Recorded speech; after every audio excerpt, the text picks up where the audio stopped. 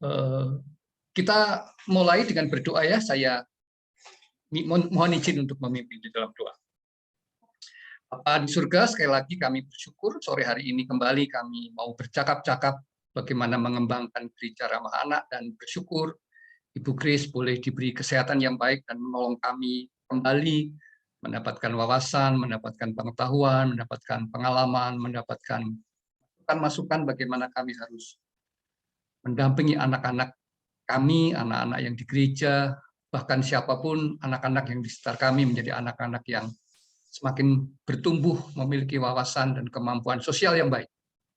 Bersyukur teman-teman sudah hadir, kakak-kakak sudah hadir, dan kami percaya mereka yang lain juga akan hadir bersama-sama dengan kami. Waktu ini kami percayakan dalam penyertaan Tuhan. Roh Kudus menolong Ibu Grace dan menolong kami semua belajar bersama-sama. Di dalam Tuhan Yesus kami bersyukur dan kami berdoa. Amin. Monggo Bu Grace, dipersilahkan langsung saja menyampaikan apa yang ingin dibagikan kepada kami. Terima kasih Bu Grace. Masih itu Bu. Ya. Baik, terima kasih. Selamat sore semuanya bagi Bapak, Ibu, kakak-kakak yang sudah hadir di Zoom meeting kita pada sore hari ini. Ya, pada sore ini kita akan membahas tentang bagaimana mengembangkan kompetensi sosial anak atau menumbuhkan kemampuan sosial anak. Apakah sudah kelihatan? Sudah Bu Grace, sudah, monggo. Baik. Ya, masih melanjutkan terkait dengan sebenarnya ini dalam konteks bicara tentang gereja ramah anak, dan dengan subtopiknya, subtemanya adalah mengembangkan kompetensi sosial anak. Ya, sebelumnya kita akan melihat dulu, kita tahu bahwa kita manusia adalah makhluk sosial ya, dan pastinya anak itu kan sebagai bagian dari makhluk sosial itu juga, dunia sosial. Jadi intinya ketika anak itu merupakan bagian dari dunia sosial kita atau dunia sosial itu, dia juga membutuhkan kemampuan atau kompetensi sosial. Dia harus memiliki kemampuan atau kompetensi sosial. Nah, pertanyaannya, apakah yang dimaksud dengan kompetensi sosial itu? Nah, saya ini hanya mengutip beberapa pendapat tokoh, ada banyak tokoh yang lain juga. Hampir sama sebetulnya, intinya kompetensi sosial adalah suatu kemampuan penguasaan keterampilan sosial yang memungkinkan timbulnya pengaruh yang diinginkan dalam hubungan sosial. Jadi, ketika kita sebagai makhluk sosial berhubungan dengan orang lain di sekitar kita, entah hubungan itu antara satu orang dengan orang lain ataupun juga dalam konteks yang lebih luas, yang dalam hubungan yang lebih banyak begitu ya. Nah, di situ membutuhkan kemampuan keterampilan sosial di mana di dalam hubungan itu dimungkinkan terjadinya saling mempengaruhi satu dengan yang lain, dan di situ seseorang perlu memiliki keterampilan itu. Nah, ada yang mengatakan juga kompetensi sosial memungkinkan seseorang untuk terlibat dalam perilaku sosial yang sesuai. Jadi memang dalam relasi sosial kita dengan orang lain bisa saja dimungkinkan kita melakukan perilaku-perilaku yang tidak tepat atau tidak sesuai dengan harapan sesuai dengan norma-norma sosial.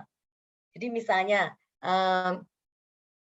ketika di dalam relasi kita dengan orang lain, di situ dibutuhkan kepedulian kita atau kita harus menolong orang tersebut. Nah, tetapi kita tidak melakukan itu, artinya kan berarti kita tidak melakukan sesuatu perilaku yang tepat, yang sesuai dengan harapan sosialnya. Nah, di situ sebetulnya kita tidak memiliki kompetensi sosial. Nah, kompetensi sosial itu membuat kita itu bisa terlibat di dalam perilaku sosial yang sesuai, sehingga bisa meningkatkan hubungan interpersonal kita dengan orang lain. Tentunya dengan cara yang bisa diterima secara sosial, yang tidak membahayakan bagi orang lain. Efektivitas dalam interaksi atau hasil dari perilaku terorganisir yang memenuhi kebutuhan perkembangan jangka pendek dan jangka panjang. Jadi sebetulnya interaksi sosial itu adalah termasuk juga kemampuan yang merupakan hasil yang terorganisir, yang apa ya namanya, yang sistematis begitu, yang memenuhi kebutuhan kita sebagai manusia untuk berrelasi dengan orang lain baik jangka pendek maupun jangka panjang.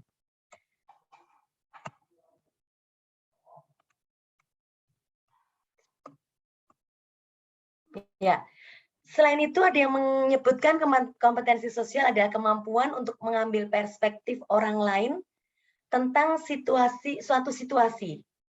Jadi misalnya ketika bagaimana saya bisa melihat, merasakan ketika saya berada, meskipun mungkin saya tidak mengalaminya, begitu. Jadi sebetulnya perspektif taking ini membuat kita bisa berempati, begitu deh, dengan orang lain, dengan situasi yang dihadapi oleh orang lain. Meskipun kita tidak mengalaminya, tapi saya bisa memahami, saya bisa seandainya saya berada pada posisi orang itu seperti apa, gitu ya. Kemampuan mengambil perspektif orang lain tentang suatu situasi. Kemudian belajar dari pengalaman masa lalu dan juga menerapkan pembelajaran itu ke situasi sosial yang terus berubah. Jadi artinya sebetulnya kompetensi sosial itu juga dipengaruhi oleh bagaimana pengalaman hidup kita selama ini.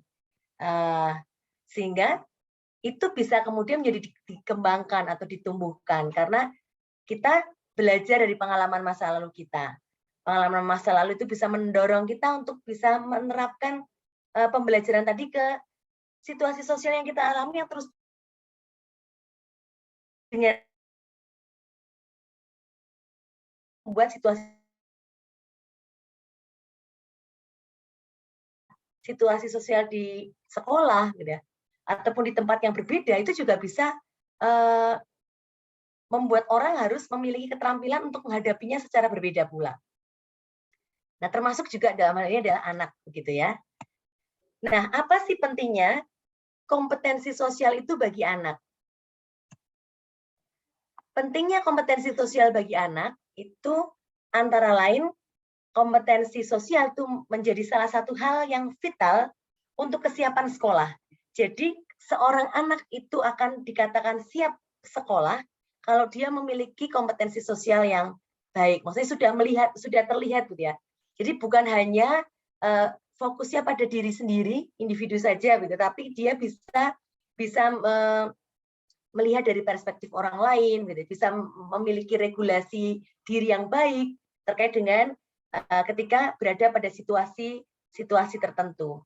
Nah, oleh karena itu kompetensi sosial itu sangat dibutuhkan oleh anak, terutama anak-anak yang mau sekolah, gitu ya, kesiapan sekolah anak.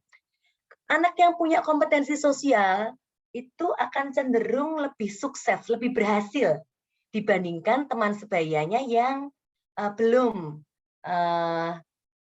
memiliki kompetensi sosial yang baik. Jadi dalam hal ini, orang-orang yang punya anak-anak yang punya kompetensi sosial yang baik itu akan kemudian dia bisa menyesuaikan diri dengan dengan situasi di mana dia berada, termasuk dalam lingkungan sosial dengan lingkungan sekolahnya begitu. Oleh karena itu akan nampak perbedaan keberhasilannya itu begitu ya dari anak yang belum punya kompetensi sosial dengan anak yang sudah punya kompetensi sosial. Selain itu, kakak-kakak, kompetensi sosial ini juga terkait dengan kesehatan mental maupun juga kesehatan fisik. Sekali lagi kita mengetahui bahwa kesehatan itu sifatnya holistik begitu ya. Artinya kesehatan fisik itu akan berpengaruh pada kesehatan mental dan sebagainya termasuk sosial juga. Nah, dalam hal ini seorang yang memiliki kompetensi sosial yang baik, dia akan cenderung memiliki kemampuan atau kesehatan mental yang baik pula. Begitu. Kemudian dia juga akan berdampak pada kesehatan fisiknya. Nah, apa saja sih sebetulnya social skill yang dibutuhkan oleh anak? Jadi, keterampilan sosial apa saja yang perlu dimiliki oleh seorang anak? Yang pertama, ada Hall mengatakan ada terkait dengan ketertarikannya dengan berelasi dengan orang lain. Berpartisipasi terlibat dalam sekelompok orang atau orang lain. Jadi tidak fokusnya tidak hanya dirinya sendiri saja. Ketika anak mau misalnya bermain itu bukan bermain untuk permainan-permainan sifatnya mandiri begitu ya, sendiri gitu. Tapi dia sudah ada ketertarikan untuk terlibat di dalam kelompok, bergabung dengan kelompok dengan orang lain di sekitarnya. Kemudian social skill yang lain adalah self regulasi. self regulasi atau regulasi diri ini di sini ada kemampuan dia mengelola dirinya secara baik, secara positif. Ketika dia menghadapi berbagai macam persoalan gitu ya, itu dia bisa mengelola diri, termasuk juga emosinya begitu ya. Dan itu dia pakai untuk dia bisa kemudian menyelesaikan persoalan-persoalan yang di dalam dirinya begitu. Dia bisa belajar dari pengalaman sebelumnya untuk dia pakai, dia gunakan untuk menghadapi situasi sosial sekarang ini. Nah, itu self regulasi. Kemudian juga aggression control, bagaimana seorang itu bisa mengontrol agresinya. Dalam setiap orang ada kecenderungan memiliki agresi, entah itu sedikit atau banyak begitu ya. Tapi itu bisa dikelola. Nah, social skill, orang yang dikatakan punya social skill yang baik gitu ya, dia khususnya bagi anak, dia bisa mengontrol, mengelola agresivitasnya. Tadi dia punya kemampuan perspective taking, jadi mengambil, membayangkan situasi sosial yang dihadapi oleh orang lain. Gitu. Seandainya saya berada pada situasi teman saya seperti apa ya? Saya bisa membayangkan, saya bisa berempati, saya bisa merasakan begitu. Pemahaman emosional terhadap orang lain. Kalau misalnya orang lain itu jatuh, rasanya pasti sakit, gitu ya. Saya bisa merasakan rasa sakitnya kalau ada teman saya yang jatuh. Nah, itu emotional understanding juga. Kemudian sense of fairness, di mana ada rasa bagaimana anak bisa merasakan keadilan begitu ya. Kemudian memandang diri secara positif, gitu. Bagaimana perspektif positive self dan juga positive self perception di sini, bagaimana dia mempersepsikan dirinya secara positif. Setiap orang pasti punya kelemahan dan kelebihan, tetapi dia juga bisa meskipun dia memiliki kelemahan, tapi dia tetap merasa positif, merasa berharga begitu. Kemudian social responsivity, bagaimana dia merespon situasi-situasi sosial di lingkungan. Misalnya kalau melihat ada temannya yang membutuhkan nggak bawa pensil atau ballpoint ketinggalan, dia mau meminjamkan gitu ya pensilnya atau bolpennya, dia bisa punya kepekaan itu untuk kemudian segera merespon melihat situasi sosial yang dihadapi. Behavioral flexibility, bahwa di dalam social skill itu ada unsur fleksibilitas. Jadi kita bisa menyesuaikan dengan situasi sosial yang tadi cenderung berubah tadi. Menyesuaikan diri dengan di mana saya berada begitu. Kemudian juga social problem solving. Nah, kompetensi sosial yang dibutuhkan anak secara khusus terkait dengan akademik, gitu ya, kepentingan akademik, kemudian sosial maupun juga pembelajaran emosional, itu ada beberapa hal yang perlu dimiliki oleh anak, yaitu yang dalam hal ini yang pertama adalah self awareness, atau bagaimana seorang anak itu bisa punya kesadaran, dia mengenali emosinya. Saya marah, saya sedih, saya jengkel, saya tidak senang, saya bahagia, saya senang. Nah, itu dia tahu, dia mengenali emosi yang dia rasakan begitu. Dan dia juga memahami bagaimana keterkaitan antara pikiran, emosi, dan perilaku.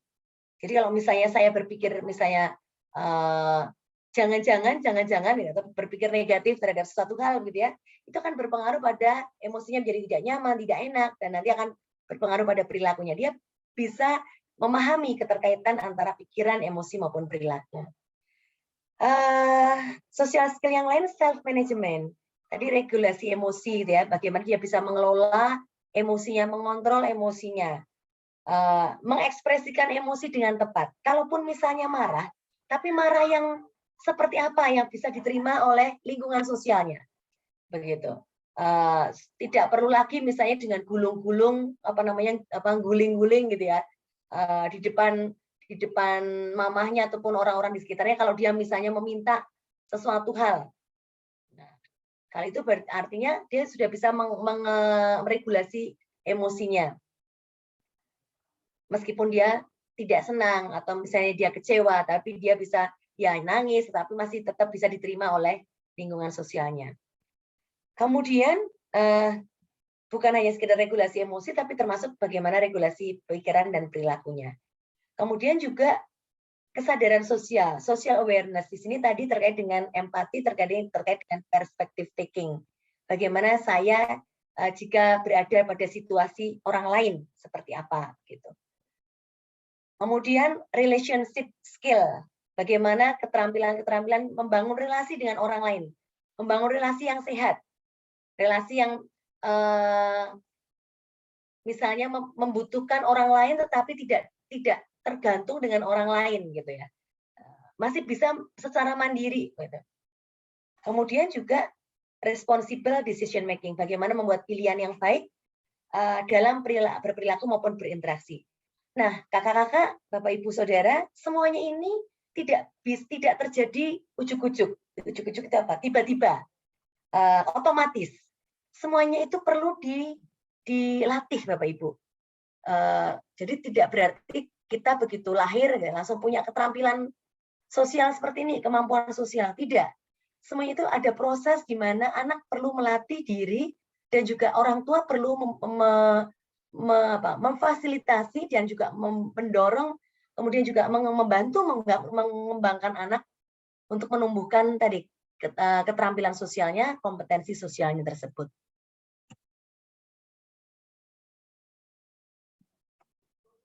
Nah, bagaimana cara kita mengembangkan kompetensi anak supaya bisa tumbuh, bisa berkembang secara optimal?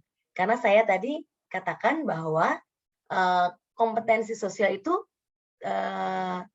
harus dikembangkan, harus dilatih, tidak terjadi otomatis begitu saja. Meskipun memang ada anak-anak tertentu yang memang punya kemampuan atau keterampilan sosial yang cenderung baik begitu ya. Tetapi itu juga ada proses di mana tetap harus distimulasi, dirangsang, dilatih seperti itu. Nah, yang pertama kita perlu mengenali dulu kompetensi sosial anak seperti apa. Ya, kita bisa mengenali ya tergantung kita sebagai apa ya. Kalau di dalam sekolah, misalnya di dalam setting sekolah, tentunya konteks ini juga bisa sekolah minggu begitu ya. Sekolah formal maupun juga sekolah minggu di gereja.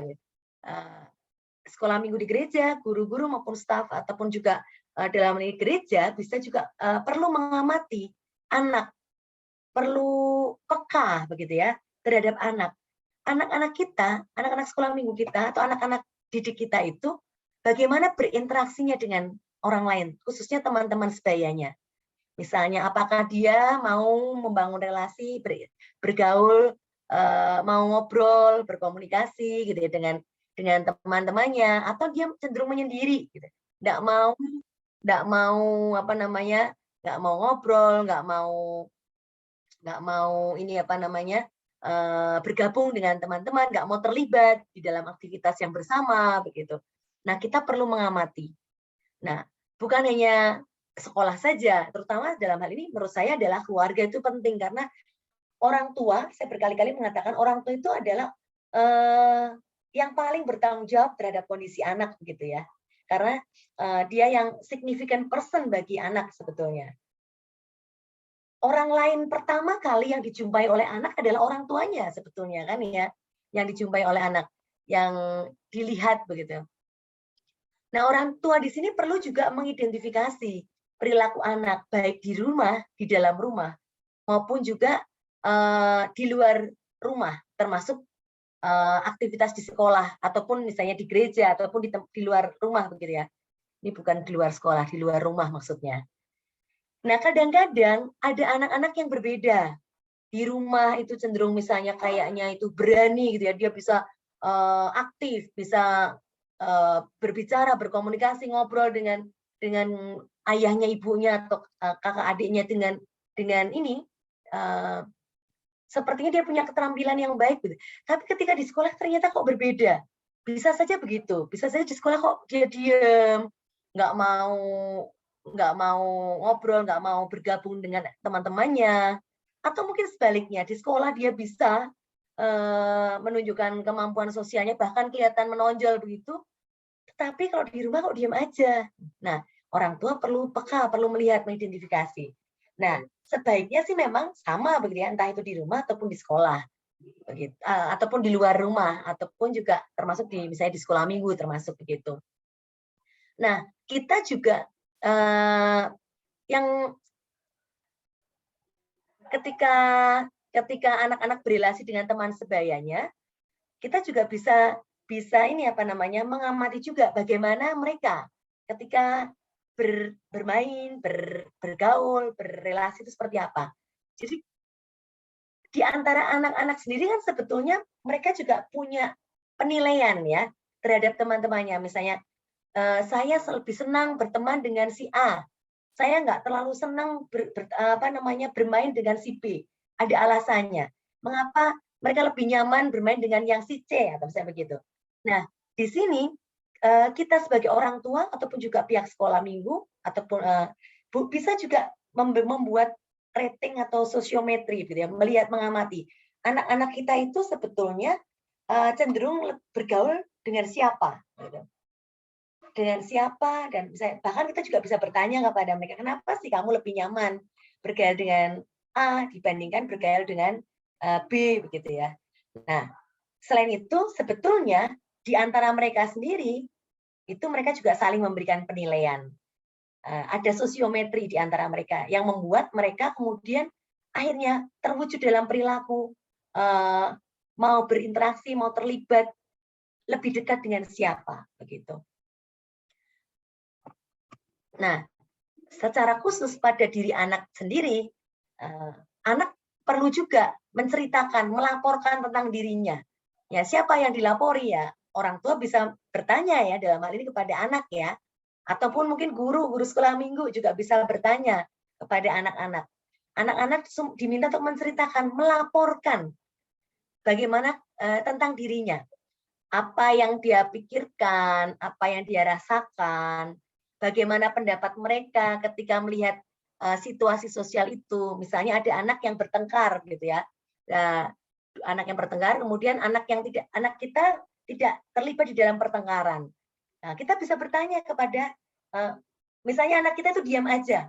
Kita bisa bertanya, waktu kamu melihat ada temanmu bertengkar gitu ya. Nah, apa yang kamu pikirkan waktu itu ya, apa yang kamu rasakan waktu itu. Nah, kenapa kamu saat itu diam saja? Nah, itu kita bisa bertanya kepada mereka. Supaya apa? Supaya mereka juga mengenali pikiran mereka seperti apa, perasaan seperti apa, bagaimana tanggapan mereka, persepsi mereka ketika menghadapi situasi sosial tersebut. Nah, dengan demikian akhirnya kita menjadi makin mengetahui bagaimana kondisi anak-anak kita. Nah, intinya pengenalan terhadap kompetensi sosial anak itu diperlukan dari sisi anak tersebut, anaknya yang bersangkutan, dia perlu mengenali dirinya sendiri. Selain itu juga teman-temannya itu juga perlu saling mengenali gitu ya di antara mereka. Nah, keluarga juga harus mengenali bagaimana kompetensi anak kita, termasuk juga sekolah, termasuk juga gereja. Dalam hal ini yang di guru sekolah minggu atau sekolah minggu itu sebagai bagian dari gereja itu sendiri. Pengenalan terhadap kompetensi sosial itu menjadi hal yang penting yang nantinya akan berpengaruh pada langkah-langkah selanjutnya.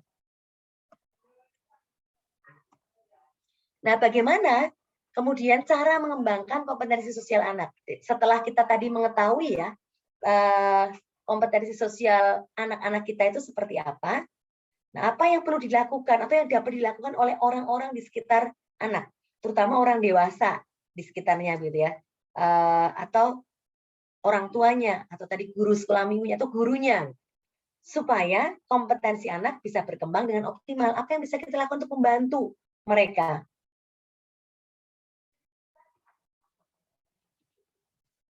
Nah, di sini orang tua punya peran yang cukup penting, yang utama, yang dominan gitu ya. Terkait dengan karena orang tualah yang tadi orang lain pertama kali yang dilihat oleh anak itu adalah orang tua, khususnya dalam hal ini adalah ibu kalau pada masa bayi. Nah, di sini attachment kelekatan pada masa bayi itu menjadi dasar, menjadi landasan penting perkembangan kompetensi sosial anak di masa berikutnya. Kita sudah pernah bahas tentang kebutuhan pokok anak pada saat pertama kali kita acara webinar series ini, gitu ya. Perkembangan sosial masing-masing anak, tahapan anak seperti apa. Nah, di sini ketika pada masa bayi anak tidak merasakan attachment, kelekatan terhadap orang tua, khususnya adalah ibu dalam hal ini, maka anak itu akan berdampak pada perkembangan kompetensi sosial selanjutnya. Anak tidak merasakan rasa aman, begitu ya, rasa nyaman, bahwa tidak merasakan bahwa dunia sekitar itu aman, dunia sekitar itu bisa dipercaya, atau justru sebaliknya dunia sekitar saya itu kejam, berbahaya. Nah, dari mana anak belajar? Anak belajar pertama kali adalah dari orang tuanya. Sehingga bagaimana kita sebagai orang tua itu perlu menciptakan situasi suasana yang aman bagi anak. Sehingga anak ada kelekatan dengan kita, dan kelekatan itulah yang membantu bayi termasuk juga sampai kemudian anak-anak tersebut itu belajar, mempelajari bahwa dunia sekitar saya itu adalah dunia yang aman, dunia yang bisa dipercaya, atau sebaliknya. Nah, mereka belajar dunia, memandang, mempersepsikan dunia itu seperti apa, dari siapa? Ya dari orang-orang dewasa di sekitarnya, yang paling dekat, yang berpengaruh pada diri anak tersebut. Termasuk juga bagaimana anak belajar berelasi sosial, juga melihat dari relasi sosial antara ayah dan ibu, maupun juga dengan anggota keluarga yang lain. Anak mengamati, anak meniru bagaimana perilaku sosial orang tuanya, orang dewasa di sekitarnya. Kalau misalnya ayah dan ibu, kalau misalnya ngobrol itu biasa seperti kayak orang marah gitu ya, misalnya gitu. Atau misalnya biasa terjadi percekcokan di rumah tapi tidak segera diselesaikan gitu. Nah, itu anak juga sebetulnya belajar mengamati tentang interaksi sosial antara ayah dan ibunya, dan itu dia bisa kemudian berpengaruh pada bagaimana dia memandang orang lain, gitu ya, dan juga bagaimana dia kemudian berhadapan dengan orang lain.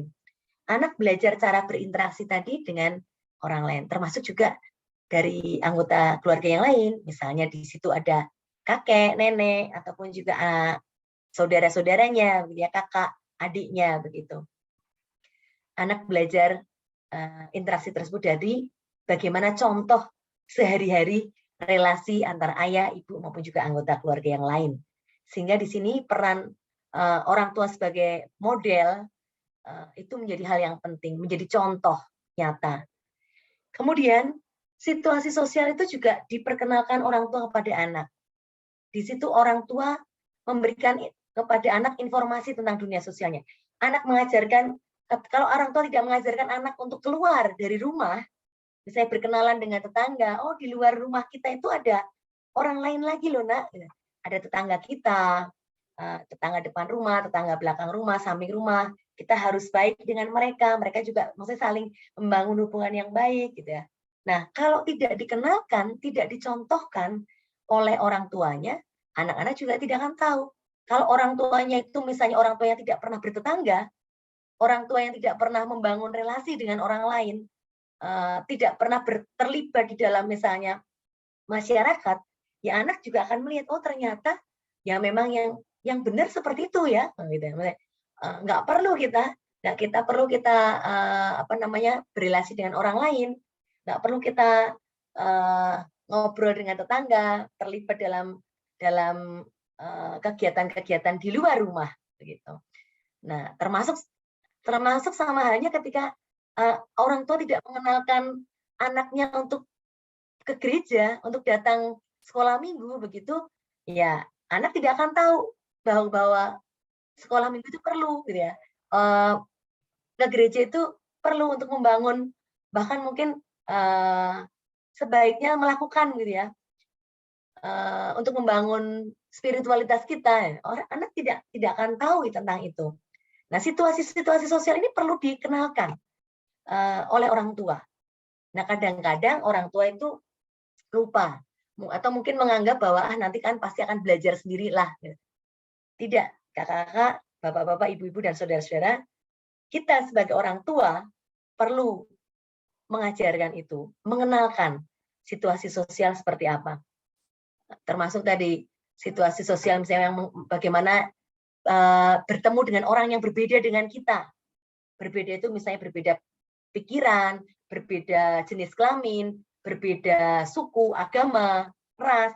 Kalau tidak pernah dikenalkan, ya anak tidak akan bisa menghargai tentang perbedaan itu. Nah, itu peran orang tua di sini menjadi hal sangat penting. Termasuk juga sebetulnya orang tua di sekolah minggu ya, dalam hal ini adalah guru-guru sekolah minggu, itu juga perlu membuat situasi sosial dan mengenalkan situasi sosial kepada anak-anak kita dan mengajarkan tentang bagaimana situasi sosial itu sangat beragam, ada situasi sosial yang memang aman gitu ya, atau yang membahayakan, dan bagaimana anak bisa belajar untuk menghadapi itu. Nah, di sini pengasuhan orang tua menjadi penting. Pengasuhan orang tua menjadi penting untuk pengembangan, menumbuh kembangkan kompetensi atau keterampilan sosial anak. Pola asuh yang positif, seperti pola asuh yang hangat, orang tua menunjukkan kasih sayangnya, begitu ya, memenuhi kebutuhan pokok anak yang sudah kita bahas sebelumnya di awal, gitu ya. Kemudian orang tua yang memonitor, tetapi tidak berarti mengontrol secara posesif ya, beda ya. Jadi orang tua memberikan kehangatan, menunjukkan kasih sayang, tetapi juga sebetulnya mengawasi anak, tetapi bukan melakukan kontrol yang tidak sehat, yang secara posesif. Itu berbeda ya. Orang tua yang melibatkan anak atau terlibat dengan anak secara positif, itu akan mengembangkan atau mendukung perkembangan fungsi sosial dan kognitif secara optimal. Jadi memang rupanya kehangatan, perhatian, apresiasi, kemudian kontrol yang sehat, gitu ya, artinya melihat, mengawasi, mengevaluasi, tapi tetap memberikan dukungan, memberikan support, gitu. Tidak posesif, tidak menggenggam erat-erat anaknya, tidak boleh apa-apa, tidak boleh. Itu pola asuh yang positif tadi akan berpengaruh positif pada perkembangan fungsi sosial maupun kognitif anak. Dalam hal ini, itu akan sangat mendukung keterampilan sosial anak atau kompetensi sosial anak. Pola asuh yang demokratis, di mana demokratis itu kan sebetulnya seimbang antara kontrol dan afeksi. Jadi kadang-kadang kalau yang terlalu afeksi tetapi tidak memberikan kontrol, nah itu berarti yang permisif, apa-apa boleh, tidak ada pengontrolan dari orang tua, gitu ya. Nah, yang demokratis itu sebetulnya ada keseimbangan antara pemberian afeksi, tadi menunjukkan kasih sayang, perhatian, penghargaan, tetapi di sisi lain kita juga memberikan pengontrolan pada anak, dalam arti ketika misalnya anak itu salah, keliru, itu kita juga mengingatkan, menegur, kemudian mendisiplin anak, begitu.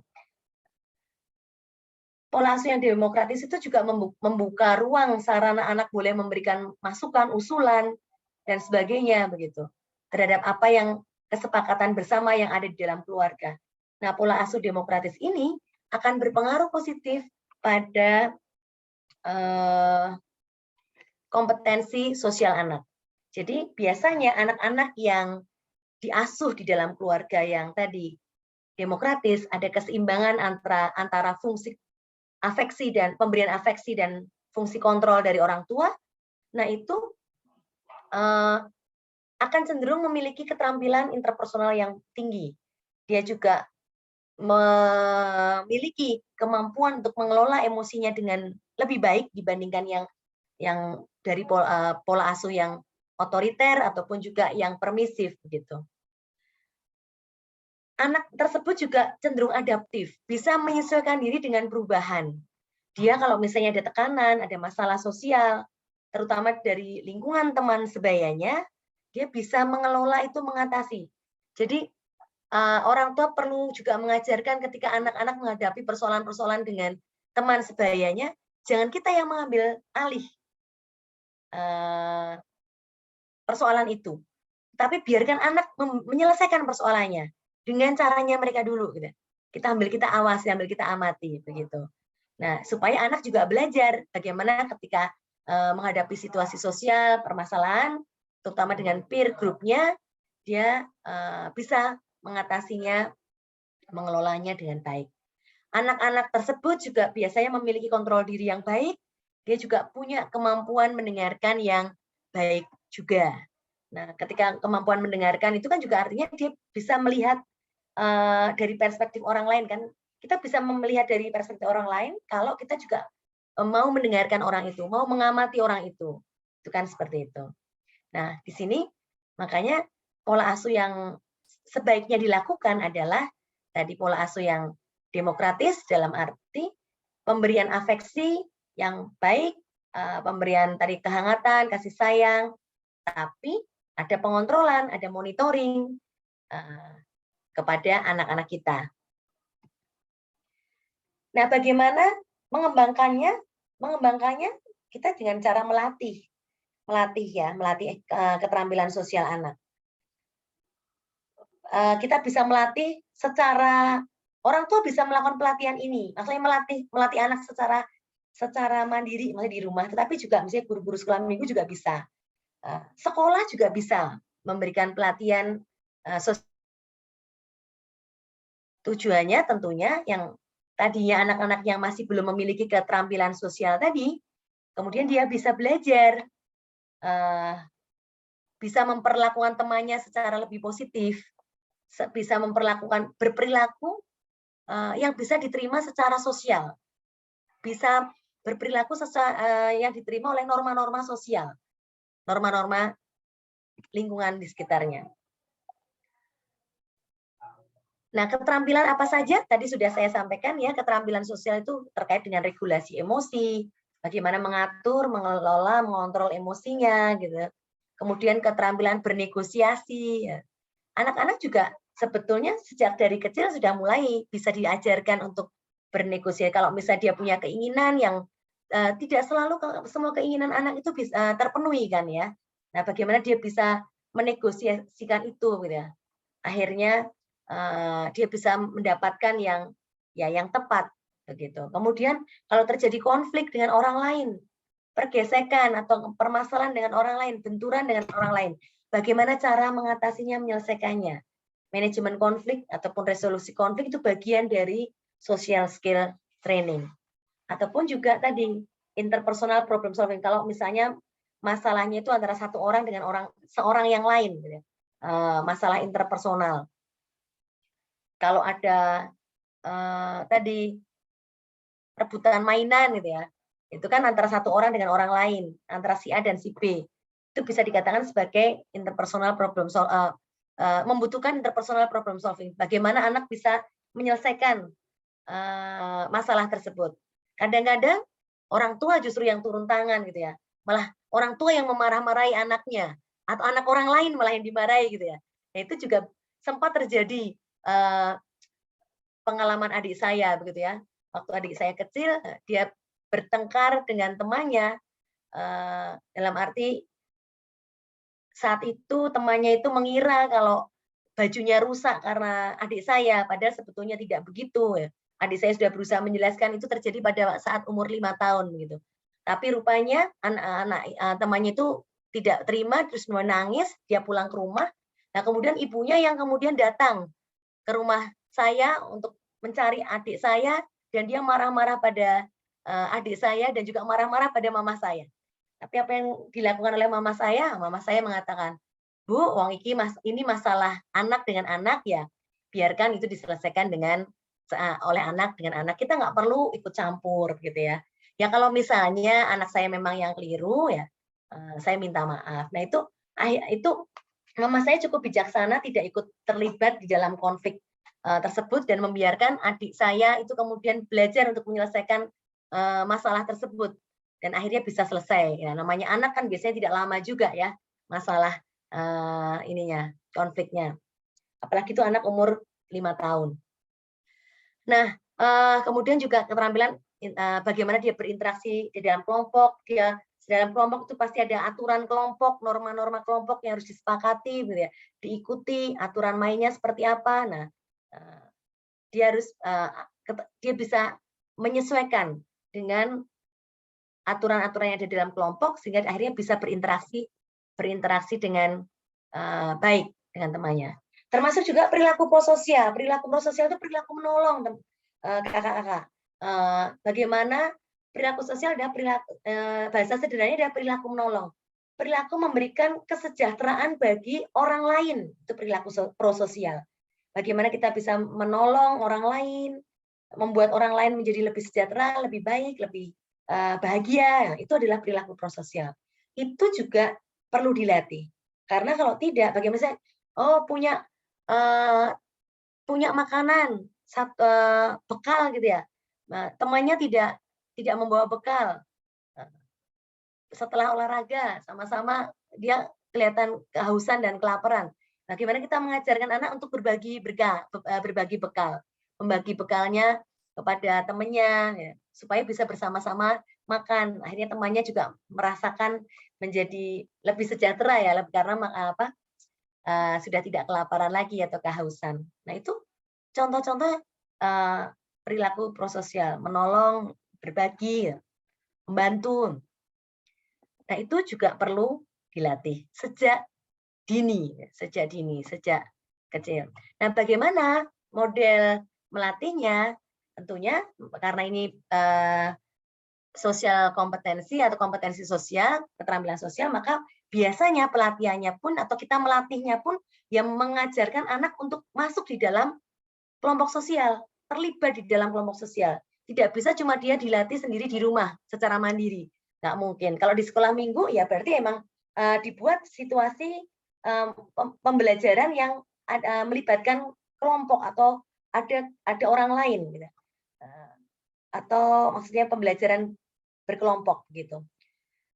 Di dalam kelompok. Di situ bisa melalui sharing, kemudian misalnya nonton film, menanggapi filmnya seperti apa, tentunya film-film yang terkait dengan keterampilan sosial. Atau kemudian mendengarkan cerita, kemudian bermain peran, itu juga bisa dipakai untuk kita mengajarkan, melatih anak-anak kita untuk memiliki keterampilan sosial lebih baik. Nah, bagaimana tips praktis mengembangkan keterampilan sosial dan emosional anak? Yang pertama adalah mencontohkan pengelolaan emosi yang baik. Siapapun, khususnya orang tua ya, orang tua, guru sekolah minggu, itu menjadi role model. Anak-anak belajar melalui pengamatan. Anak-anak belajar melalui meniru orang-orang di sekitarnya.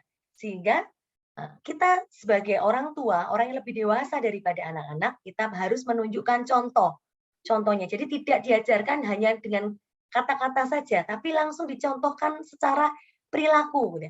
Termasuk dalam hal pengelolaan emosi. Misalnya kalau kita ada masalah sedikit aja langsung kita marah luar biasa dan tidak bisa mengelola emosi kita dengan baik ya. Itu apalagi kita marahnya itu di depan anak-anak kita kan melihat, akhirnya dia berpikir, oh kalau seperti itu berarti boleh marah yang begitu ya, gitu. Anak secara tidak sengaja sebenarnya akhirnya mempelajari begitu. Oleh karena itu kita perlu kesadaran bahwa misalnya di hadapan anak, ya, kita juga harus memang betul-betul memberikan contoh yang baik. Gitu. Kalaupun misalnya marah, ya marah yang masih bisa diterima secara sosial. Gitu. Tidak, jadi intinya kita bisa melakukan regulasi emosi dengan baik. Karena itu terkait dengan kompetensi sosial. Kemudian kita bisa menerima, membicarakan emosi yang dirasakan anak. Jadi kalau misalnya anak tiba-tiba marah karena suatu hal, karena misalnya dia bertengkar dengan temannya, gitu. Kemudian dua-duanya nangis. Kita biasa ajak kalau itu dalam setting, entah itu di rumah ya, atau di sekolah, atau di sekolah minggu. Nah, dua-duanya perlu ada yang teman yang mengajak bicara. Diajak bicara, apa sih yang terjadi, anak diminta untuk menceritakan menurut versinya masing-masing gitu. Kalau misalnya kita sendiri mengajak dua-duanya ketemu, nggak apa-apa kalau nggak ada yang lain gitu ya. Kita sendiri ya dua-duanya kita dekati, diminta untuk berbicara, kita dengarkan semuanya dari versi masing-masing gitu ya. Kemudian anak diminta membicarakan emosi yang dirasakan saat itu seperti apa. Jadi selain membicarakan situasinya, persoalannya seperti apa, situasi sosialnya seperti apa, menurut kacamata anak tersebut ya. Kemudian ditanyakan apa yang dirasakan, satu dengan yang lain saling ditanyakan begitu ya. Kemudian anak diminta memberikan label, oh itu namanya marah. Oh, kemarahan yang misalnya marah sampai nangis itu kami seseken itu apa ya? Sampai gitu ya, nggak bisa mengontrol. Nah, itu anak kemudian diminta untuk dia bisa tahu itu emosi apa. Kenapa saya mengalami itu? Karena saya jengkel sekali gitu ya. Nah, kemudian selain kita tadi melatih anak untuk bisa tahu itu emosi apa, kemudian kita mengajarkan pada anak untuk mengekspresikan secara tepat. Kita bisa mengatakan, oke, kalau misalnya seperti itu, misalnya tadi rebutan mau mainan tertentu tapi direbut temannya gitu, dia yang mainan, nah, kita bisa mengajak anak untuk kalau misalnya mau bermain atau mau main itu bilang baik-baik, maksudnya dengan cara ngomong yang baik, tidak perlu langsung merebut gitu. Nah, itu kan kalau misalnya dia marah, dia jengkel, kita bisa memberikan cara-cara bagaimana anak tersebut mengekspresikan dengan tepat.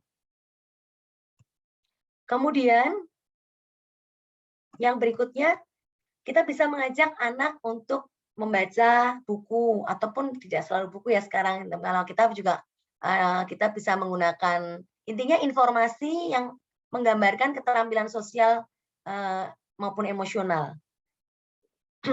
Bisa melalui gadget kita juga, kita bisa misalnya kita nonton film bareng dengan mereka dan kemudian kita mendiskusikannya, atau kita membaca buku bersama dengan anak-anak kita dan kita kemudian mendiskusikan apa saja yang terjadi di situ dan mengapa seperti itu. Itu supaya anak-anak bisa memahami. Kemudian kita juga perlu menyediakan kesempatan pada anak untuk memilih dan mandiri. Memilih di sini artinya memilih misalnya ketika memutuskan atau memilih perilaku apa yang akan dilakukan. Tentunya kita tadinya mengajak dia untuk mendiskusikannya dulu. Ada beberapa alternatif pilihan nih dari perilaku yang bisa ditunjukkan ketika menghadapi situasi misalnya bermain bersama dan saat itu sedang rebutan. Nah, anak kemudian bisa kita berikan kesempatan untuk belajar memilih dan merasakan juga secara mandiri perilaku apa yang akan dilakukan. Nah, kalau ternyata yang dipilih itu masih belum tepat, ketika dia merasakan, dia akhirnya merasakan dampak dari perilaku yang dipilih ternyata belum tepat, belum sesuai dengan tuntutan harapan sosialnya, harapan orang lain. Nah, kita ajak bicara lagi. Itu seperti itu. Jadi anak tetap belajar untuk secara mandiri bisa memilih, meskipun mungkin pilihannya awalnya salah gitu ya. Tapi asal itu tidak membahayakan, itu kita bisa sampai akhirnya dia menemukan memilih yang paling tepat sesuai dengan norma sosial tersebut. Kemudian kita juga bisa menggunakan strategi mendisiplinkan anak secara positif. Jadi tidak menggunakan hukuman fisik ataupun hukuman yang maksudnya akan berdampak pada psikologis anak begitu ya. Tetapi kita bisa menggunakan strategi disiplin yang positif, misalnya menetapkan aturan-aturan. Jadi semua hal itu aturannya seperti apa, kemudian perilaku yang diharapkan seperti apa, itu anak diajak bicara, mendiskusikan. Termasuk misalnya contohnya kalau di dalam setting sekolah minggu, di setiap awal pembelajaran, nah itu juga bisa diingatkan tentang aturan-aturan main bersama dan perilaku, harapan-harapan perilaku atau perilaku-perilaku yang diharapkan muncul, itu seperti apa, itu bisa dituliskan atau diingatkan begitu. Di rumah pun juga bisa begitu. Nah, kalau ternyata anak itu tidak melakukan atau melanggar, maka kita bisa menginformasikan, nanti akan ada peringatan atau diingatkan kan konsekuensi pelanggaran itu seperti apa. Konsekuensi itu misalnya kita bisa tidak memberikan hadiah yang seharusnya kita berikan. Misalnya semua anak nantinya akan mendapatkan sesuatu dari Anda. Tapi karena anak tersebut ternyata melanggar atau tidak menunjukkan perilaku yang diharapkan, contohnya tadi tidak membantu temannya misalnya, maka kita mengatakan karena tadi kamu tidak membantu temanmu ketika temanmu itu membutuhkan, maka misalnya makanan ini yang seharusnya kamu dapatkan tidak didapatkan. Makanan dalam arti misalnya hadiah makanannya tadi. Nah, itu bisa sebagai salah satu bentuk pendisiplinan. Dan mekanisme tadi reward punishment gitu ya, itu bisa dipakai untuk kita bisa memodifikasi perilaku anak untuk bisa belajar mengembangkan keterampilan sosial maupun emosional. Kita memberikan pujian, hadiah, apresiasi yang kita sudah bicarakan sebelumnya ya, apa saja bentuknya, untuk anak bisa berperilaku positif dalam hal ini, berperilaku sesuai dengan norma-norma sosial, begitu.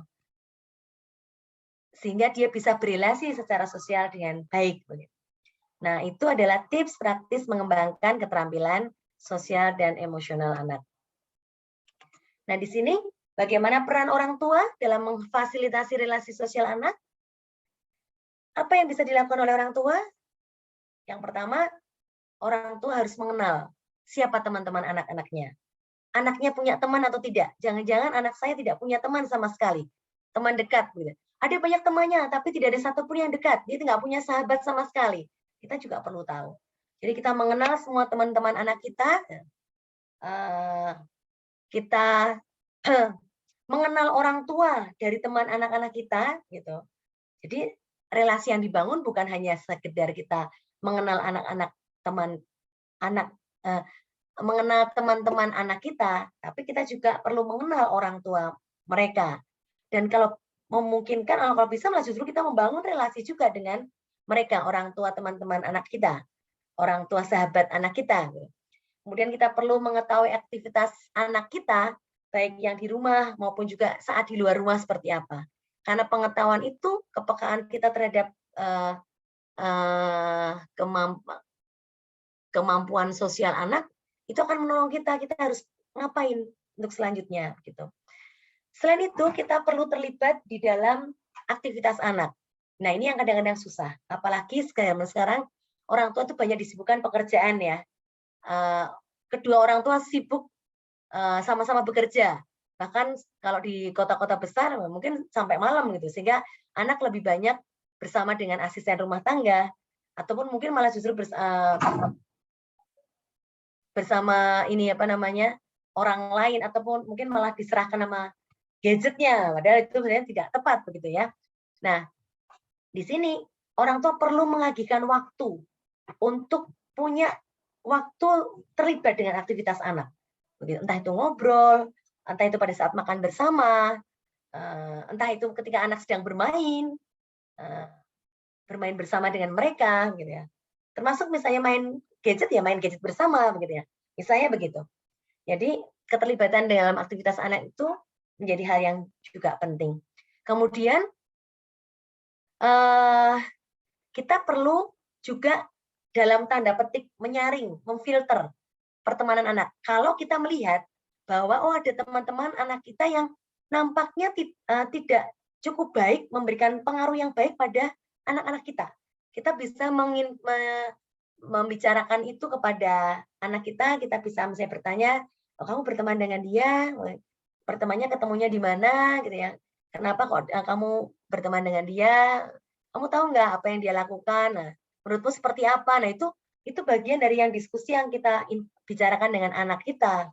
Dan kita bisa menyampaikan bahwa kalau kita memandang anak tersebut membawa pengaruh yang buruk pada anak, bukan dalam arti menyaring ini misalnya, ini karena beda suku, beda agama, beda ini ya nggak boleh berteman.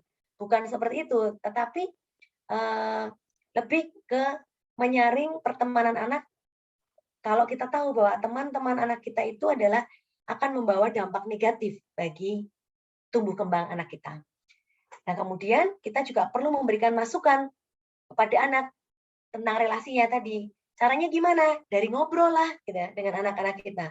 Nah, di sini memang saya menekankan pada orang tua ya, karena memang orang tua itu yang punya pengaruh yang cukup dominan, karena dia yang punya menjadi significant person bagi anak tersebut. Tetapi dalam konteks yang lebih luas, guru sekolah minggu pun ataupun gereja pun juga perlu atau melakukan atau bisa berkontribusi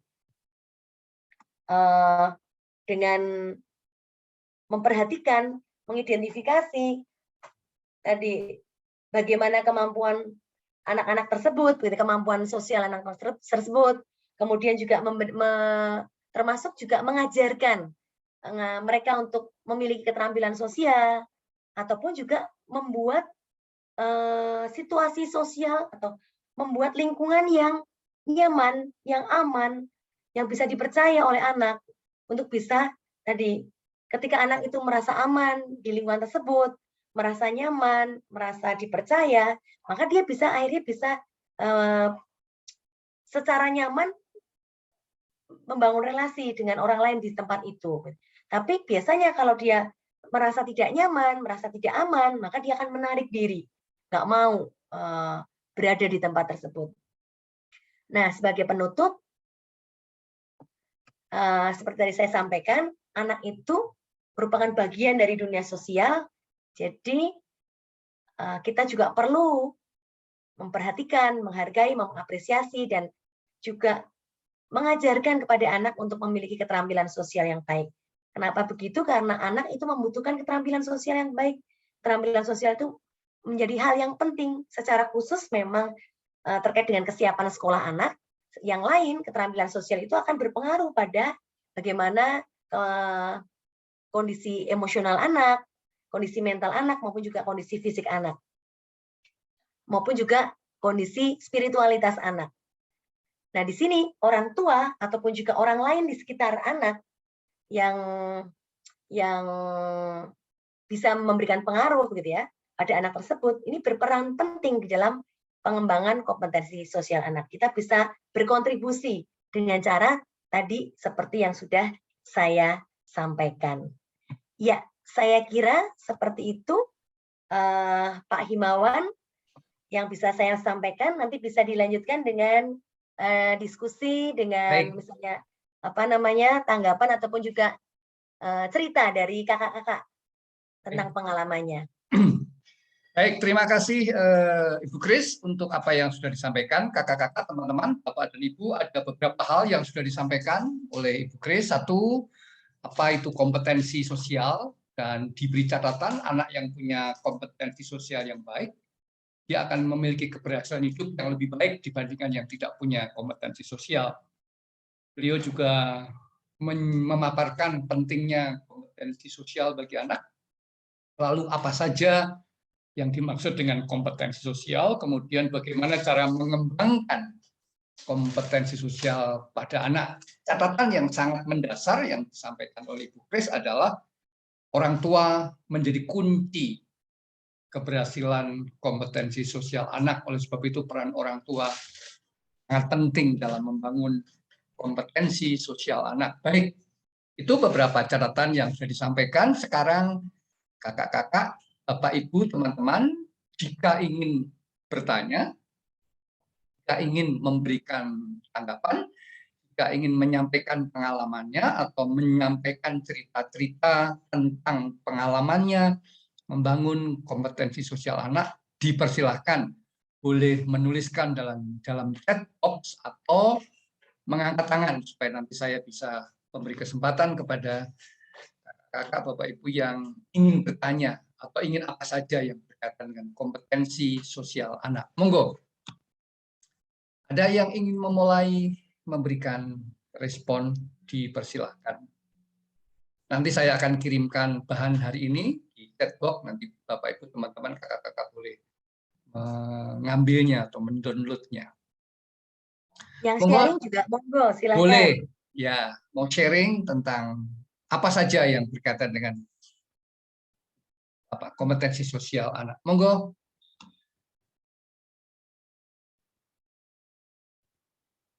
Belum ada, Kak?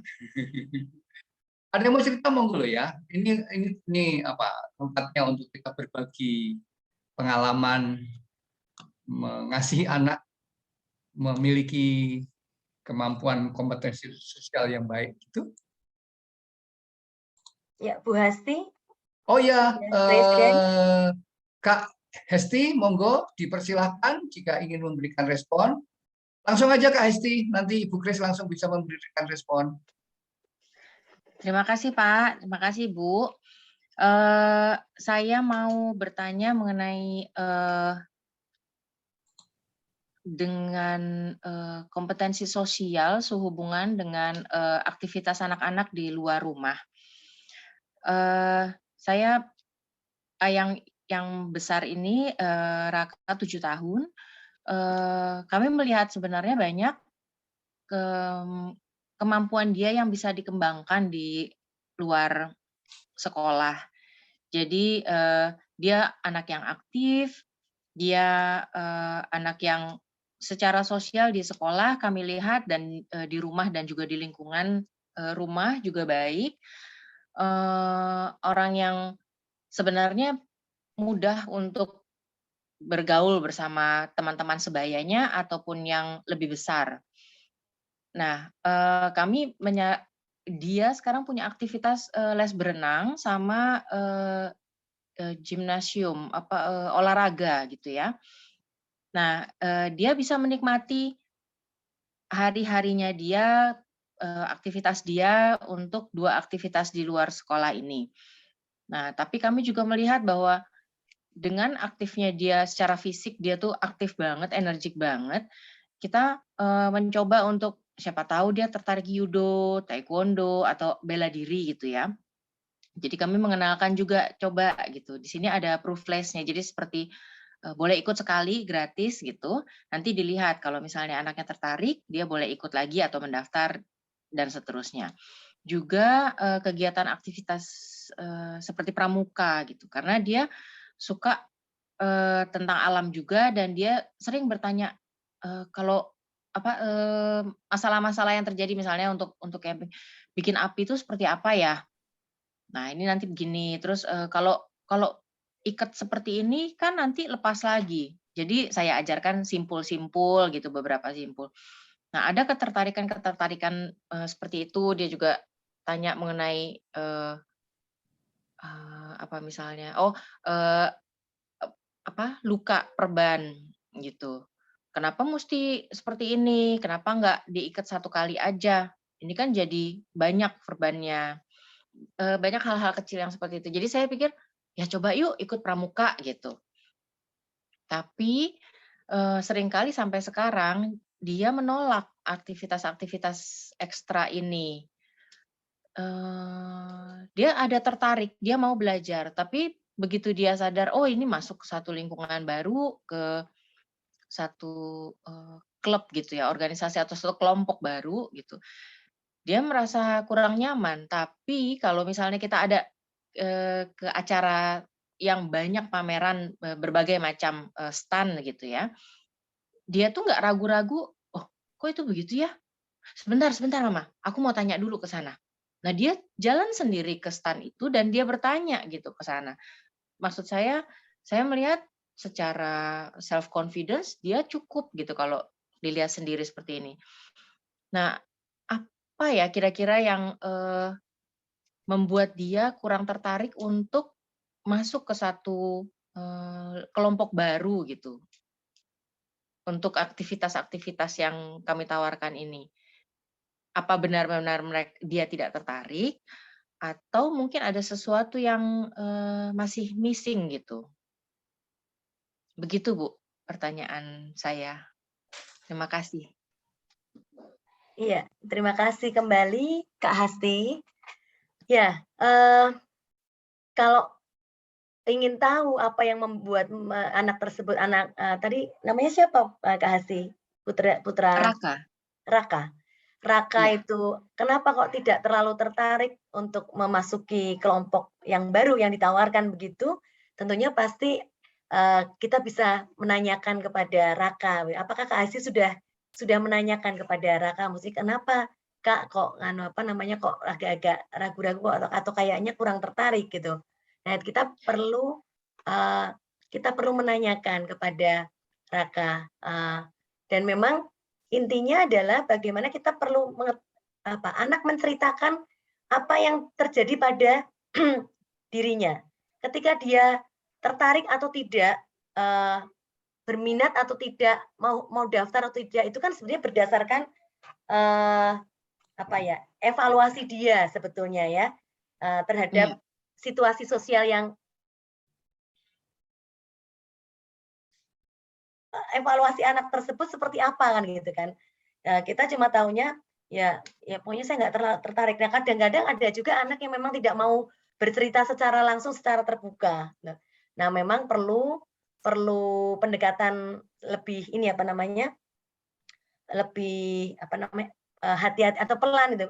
Biasanya tidak tertarik itu karena memang bisa jadi ada sesuatu yang misalnya memang tidak sesuai dengan minat dia. Misalnya kan memang kita tahu dia berminat atau tidak kan karena kita menstimulasi anak tersebut begitu ya. Nah, Betul.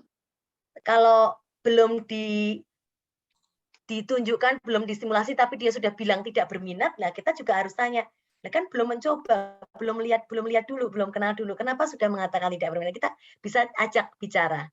Nah, kalau misalnya dia sudah mencoba, sudah mengatakan tidak berminat, nggak apa-apa, kita perlu menghargai.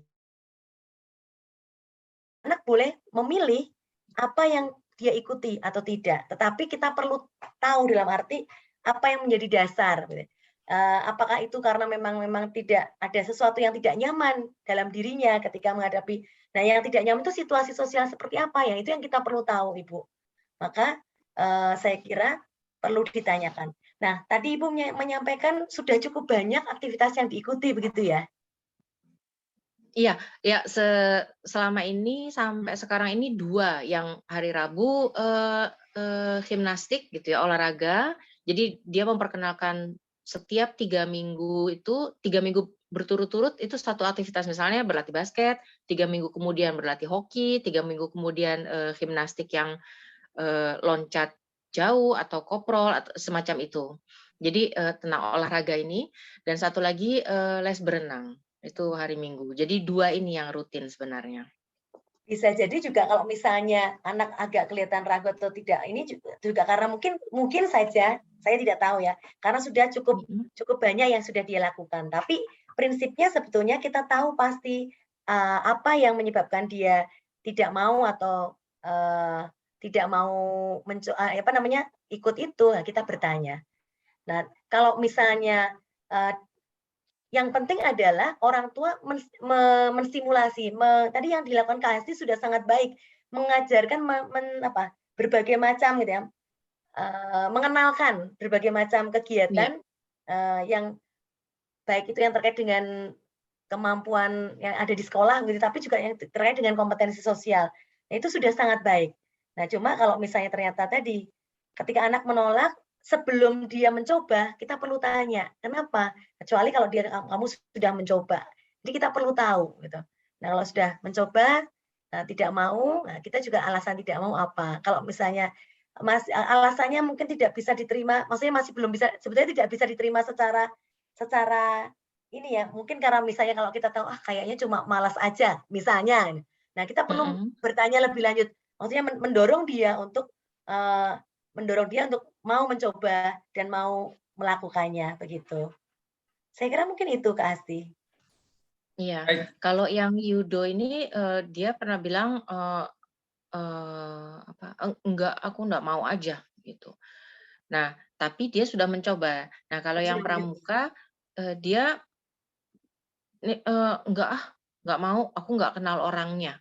Loh, kan justru itu. Jadi kita ngobrolnya sampai sebatas itu aja sih. Jadi oh, kalau misalnya belum kenal kan nanti kenalan gitu. Karena dia di teman-teman berenangnya juga banyak bergantian orang-orang baru, dan dia sering gitu, ada anak baru, tapi aku belum tahu namanya.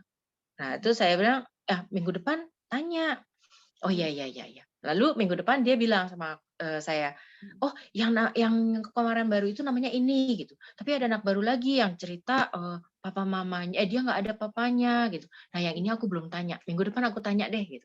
Jadi saya bilang kamu bisa menambah teman seperti itu gitu. Di lingkungan baru kamu juga pasti bisa gitu. Tapi dia langsung menutup lagi. Enggak gitu. Jadi sampai saat itu saya nggak terus memaksa untuk menanyakan gitu. Jadi saya pikir ya udah nanti kalau misalnya saya paksa terus malah dia tambah nutup lagi Iya, gitu. betul. Jadi Memang tarik kita ulur tidak sih boleh sekarang. memaksa ya, Kak. Jadi kalau misalnya memang anak itu memang tidak mau ya jangan kita paksa. Tetapi artinya kita tetap memberikan kesempatan anak untuk mencoba lagi. Mungkin suatu saat nanti akan ditawarkan lagi dalam suatu situasi yang Iya, berbeda begitu. Itu perlu dicoba lagi untuk ditawarkan. Yang dilakukan iya, Kak Asti sudah baik, sudah tepat. Ya, terima kasih Kak Asti. Oke, baik. Baik, Terima kasih Bu. ya, Kak Esti, terima kasih ya pengalaman menarik yang mungkin juga perlu didengar oleh teman-teman kakak-kakak yang lain. Sekarang Kak Suryo, monggo Kak Suryo. Baik, selamat sore menjelang malam, Selamat sore Kak kakak-kakak, Suryo. secara khusus Ibu Sri. Nah, menindaklanjuti pertanyaan sebelumnya, rasanya menarik juga bahwa judul ini menarik, secara khusus antusiasnya itu lebih kepada ibu-ibu ya. Kalau bapak-bapak rasanya kayak, aduh, penting juga ya. Nah, mungkin jadi pertanyaan buat saya juga ya, fenomena ini menjadi menarik, judul keterampilan dan kompetensi sosial bagi anak itu rasanya menjadi, balik lagi tadi yang saya sampaikan bahwa rasanya ini menjadi tanggung jawab yang besar buat ibu. Tapi sedangkan kenyataannya kalau tadi dari awal disampaikan bahwa peran orang tua itu penting. Jadi agak sedikit kontradiksi, fenomena di lapangan itu peran bapak atau peran ayah itu kesannya jadi, ya sudahlah, tanggung jawab keterampilan sosial itu diberikan oleh ibu. Nah, oleh sebab itu mungkin menurut Ibu atau bisa kita diskusikan bersama, kira-kira apa sih Bu pembagian tugas terkait dengan keterampilan sosial yang bisa diberikan oleh ayah, bisa diberikan oleh ibu menjadi ini nih perannya tuh berimbang, bukan hanya saja sebenarnya tanggung jawab ibu untuk mengembangkan keterampilan sosial anak. Nah, karena memang realitanya fenomenanya gitu. Ya udahlah kamu aja. Bapak kesannya jadi tugasnya itu kerja gitu. Ya. Begitu. Secara khusus juga di gereja kan di gereja pun juga kalau untuk mengembangkan keterampilan sosial itu kita memang mengembangkan dengan cerita-cerita Alkitab ya Bu ya. Tapi mungkin tadi balik lagi, kira-kira ada nggak sih Bu pembagian peran secara khusus gitu ya, kalau Bapak tuh apa gitu. Karena menurut saya ada beberapa yang bilang bahwa anak laki-laki itu harus belajar ini dari bapaknya, anak perempuan harus belajar ini dari bapaknya begitu ya. Nah itu seperti apa Bu? Terima kasih. Oke, sebetulnya Pak, terima kasih komentarnya Pak Suryo.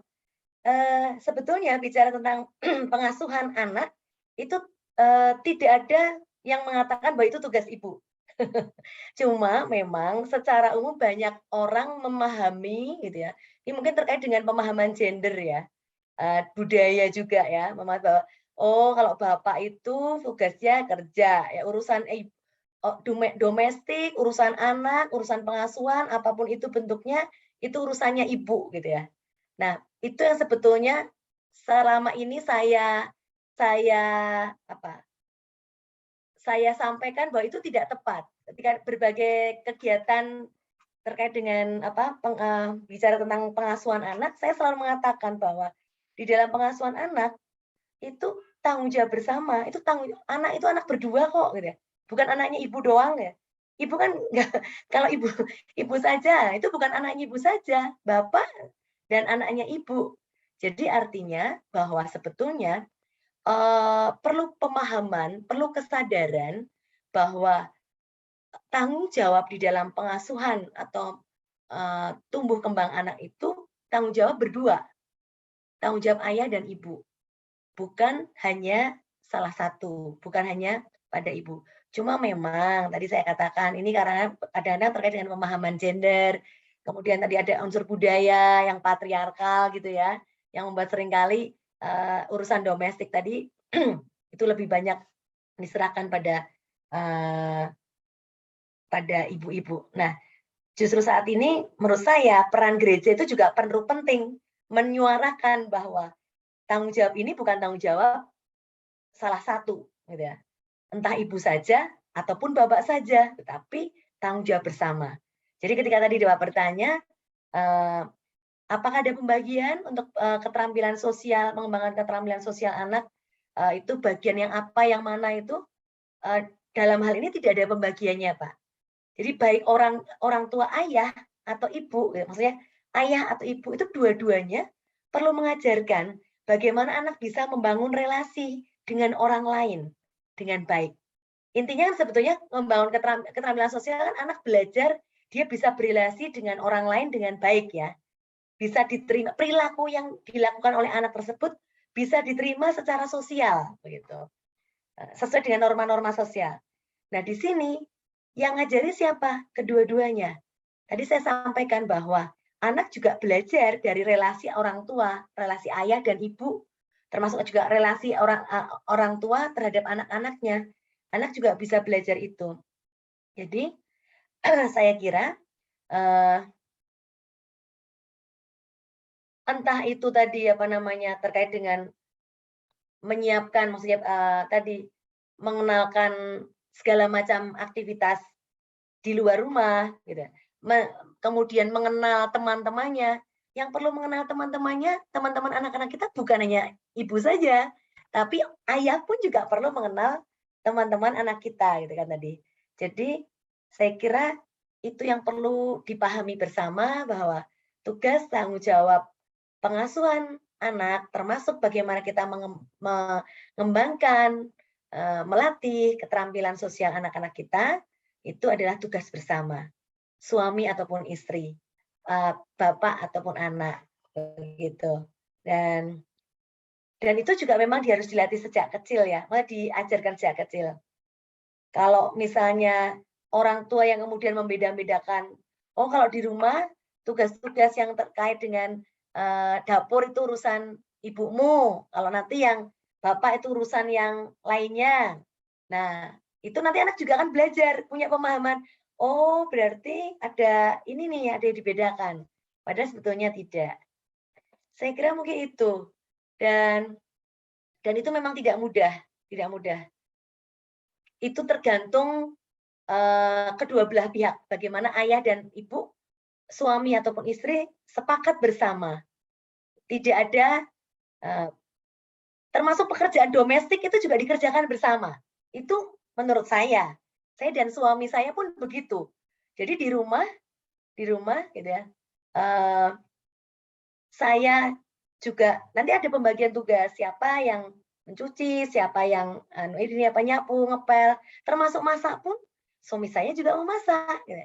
Itu termasuk memberikan contoh kepada anak-anak bahwa sebetulnya masak itu bukan pekerjaan perempuan. Masak itu bukan urusan terkait dengan perempuan. Karena siapapun butuh makanan, jadi yang butuh makanan perlu belajar bisa menyiapkan diri untuk bisa terampil. Salah satunya memasak. Nah itu juga perlu diajarkan. Tetapi itu memang harus kesepakatan bersama antara ayah dan ibu. Saya kira itu, Pak Suryo. Ada tanggapan dari Bapak barangkali? Kak Suryo masih mau merespon lagi? Monggo. Enggak, Pak. Cuman menggarisbawahi bahwa apa tadi yang disampaikan Ibu Sri itu semoga menjadi semangat kita bersama bahwa ibu ini gitu bukan hanya sebagai hal yang mendorong ibu-ibu untuk lebih antusias, tetapi juga bahwa orang tua itu ya ayah ibu begitu Ibu. Terus sekali, Kak. Terima kasih kakak-kakak. Selamat sore. Kak Suryo, terima kasih. Tapi kalau kita lihat peserta webinar ini selalu kebanyakan wanita ya. Jadi Kak Suryo saya lihat yang paling aktif. Tapi nggak tahu ya karena saya nggak melihat wajah ibu bapak sama kakak. Tapi mungkin sebagian besar ada wanita. Tapi mungkin juga ya. Karena memang di masyarakat kadang-kadang masih tadi pemahaman bahwa urusan pengasuhan anak itu urusan ibu. Ayah itu tugasnya kerja, cari uang. Padahal sekarang kita tahu, zaman sekarang ibu juga bisa kerja Iya. cari uang gitu. Jadi Iya. artinya sebetulnya tidak ada tugas Iya. yang membedakan ayah dan ibu adalah ya tadi sebetulnya kemampuan laki-laki dan perempuan itu sebenarnya terkait dengan kemampuan organ reproduksinya kan sebenarnya yang membedakan. Kalau Iya. perempuan hamil gitu menyusui, kalau laki-laki kan tidak bisa menyusui. Nah, itu tugas begitu yang membedakan itu. Iya. Tapi tugas domestik di rumah saya kira menurut saya itu tugas bersama begitu. Saya pun juga bisa membetulkan namanya misalnya gas gitu ya, kalau nggak benar itu ya saya harus bisa juga melakukan itu gitu. Jadi bukan harus Pak ini loh gasnya nggak bisa ya. Misalnya seperti itu. Itu Iya. contohnya. Kadang-kala otomatisasi tugas pekerjaan lalu mengatakan masing-masing membagi, udahlah kamu ini, kamu itu, praktisnya begitu ya kadang-kala Ibu Grace ya. Nampaknya orang tua mesti mulai menata itu ya, menata pola pikirnya bersama-sama ya kali ya, bahwa pembaharuan itu menjadi hal penting. Kalau mendengar apa yang dikatakan Ibu Grace tadi. Mungkin ya, tapi ya itu sesuatu yang mesti Ya, intinya orang tua perlu mengajarkan pada anak-anak bahwa di dalam keluarga itu saling. Ya. Di dalam keluarga saling. Jadi misalnya contohnya, yang membuatkan teh itu tidak selalu harus mamanya. Betul. Atau ibunya. Tapi sebaliknya papahnya pun juga bisa membuatkan teh ataupun apa. Ya, melayani mamahnya. Jadi anak bisa melihat, oh di dalam keluarga itu memang harus saling. Siapa yang memang memerlukan, siapa yang lagi repot itu yang perlu dibantu gitu. Iya. Itu begitu. Iya. Oke, sebelum Kak Hesti nanti menyampaikan responnya lagi, saya akan membacakan chattingnya Kak Susan. Kak Susan mengatakan nggak tahu di putra atau putrinya sejak dari usia kecil sampai 12 tahun punya kemampuan kompetensi sosial yang baik. Tapi setelah 12 tahun ke atas kok mulai berkurang gitu. Nah, diasumsikan mungkin ini karena HP gitu. Jadi mager atau apa sehingga hubungan sosialnya mulai menurun gitu. Nah, pertanyaannya itu berapa lama kita mengizinkan anak-anak itu terus bermain dengan HP gitu? Apakah memang penting untuk menata mereka dengan membatasi waktu? Lalu berapa kali sebaiknya kita mengingatkan kepada anak-anak untuk kembali bersosialisasi? Itu Ibu Grace apa yang disampaikan oleh Kak Susan di chatting itu. Iya. Iya, kebetulan tadi pagi saya baru bahas itu tentang gadget dan anak gitu ya di GKJ Samirono Baru. Jadi pas. Ya memang Kak Susan, kadang saat ini memang gadget itu kan kita tidak bisa lepas ya. Maksudnya dalam arti kebutuhan penggunaan pemakaian gadget itu sekarang ini dirasa dibutuhkan karena terutama perkembangan teknologi sekarang ini. Apalagi dengan pandemi kemarin adanya school from home gitu ya, sarana pembelajaran juga menggunakan fasilitas gadget begitu. Mau tidak mau kita tetap memang menggunakan itu. Ada banyak dampak positifnya, tetapi kalau tidak hati-hati, salah satunya dampaknya tadi yang disebutkan oleh Kak Susan tadi, anak-anak itu jadi mager, ya. Malas gerak, nggak mau kemana-mana gitu ya. Kemudian cenderung ada persoalan dengan relasi sosial, nggak mau berteman, nggak mau keluar, nggak mau bergaul sama temannya, cenderung individualistik, artinya fokusnya menjadi pada dirinya sendiri, kemudian tidak peduli dengan lingkungannya, gitu ya, dan sebagainya. Nah, artinya kalau kita sudah menjumpai ada tanda-tanda bahwa ada persoalan terkait dengan tadi penggunaan pemanfaatan gadget tadi, nah kita sebagai orang tua pun juga harus memberikan kontrolnya. Tadi kan sebetulnya pengasuhan yang baik pada orang tua itu kan seimbang antara pemberian afeksi, menunjukkan kasih sayang, perhatian, apresiasi gitu ya, dengan fungsi kontrol.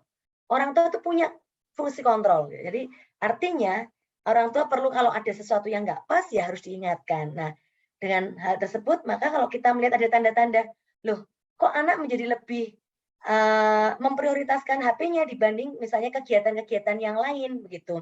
Kemudian anak kok cenderung misalnya frekuensinya lebih banyak nih sekarang menggunakannya. atau durasinya juga lebih panjang, atau dengan kata lain intensitasnya menjadi lebih tinggi dalam menggunakan HP di luar proses pembelajaran. Kan kadang-kadang memang HP digunakan untuk atau gadget digunakan untuk proses pembelajaran. Di luar itu kok anak-anak masih tetap berkutat itu. Kemudian anak-anak akhirnya tidak mau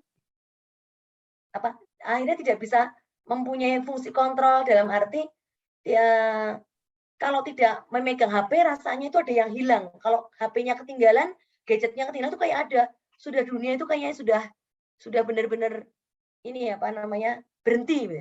Nah, itu artinya ada persoalan. Nah, kalau begitu, nah kita sebagai orang tua perlu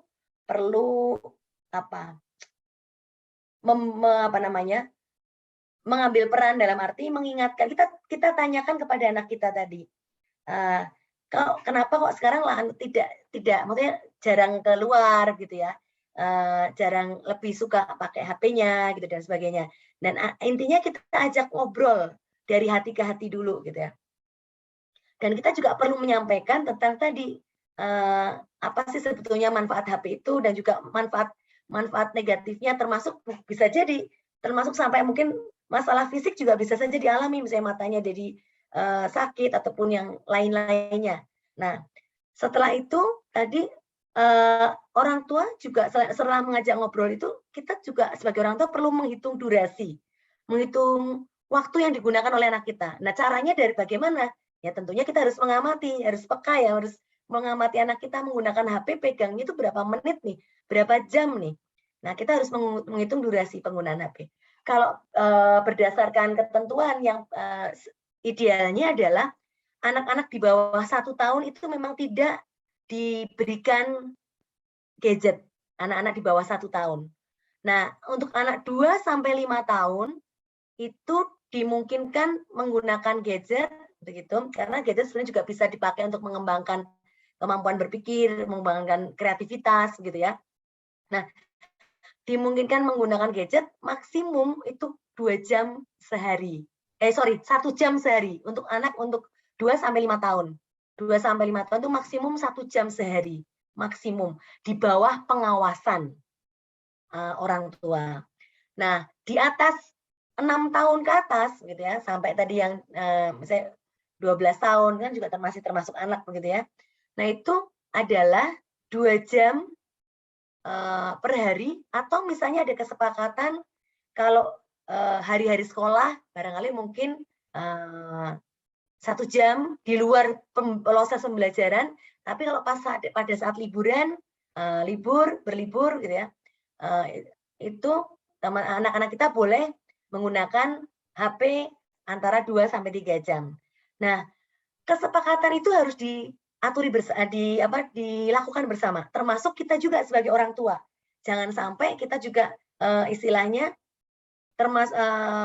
kalau ada kesepakatan dalam penggunaan HP itu juga melanggar. Contohnya misalnya, kita juga perlu membatasi penggunaan HP tidak hanya dari sisi waktu, tapi juga ada daerah-daerah tertentu di rumah kita yang bebas HP.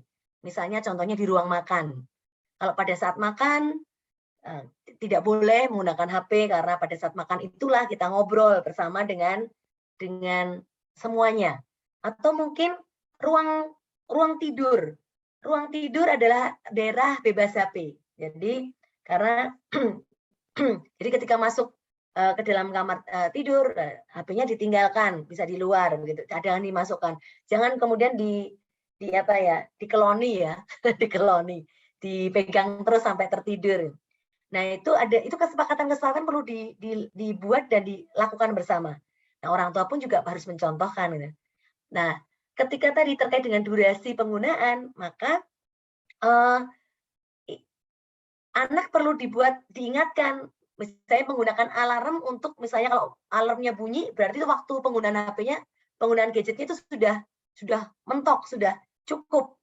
Artinya itu anak juga bisa mengatur ini HP-nya itu dengan baik.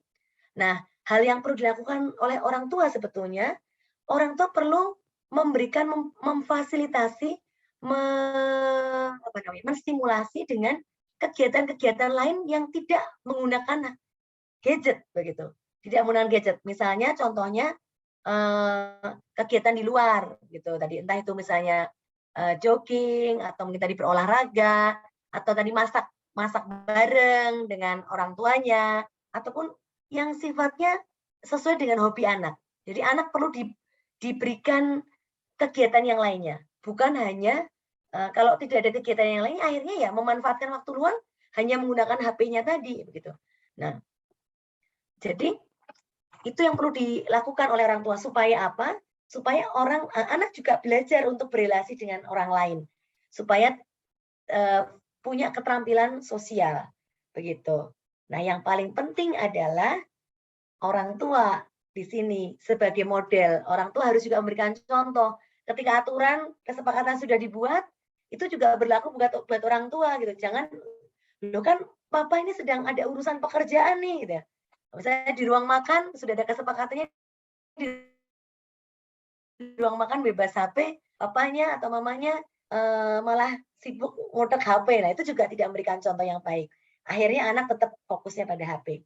Nah, tadi dengan demikian, kalau kita sudah mencoba mengatur penggunaan HP tadi, maka harapannya kita tadi mensimulasi dengan hal-hal kegiatan-kegiatan yang bisa dilakukan untuk mengembangkan keterampilan sosial anak tersebut.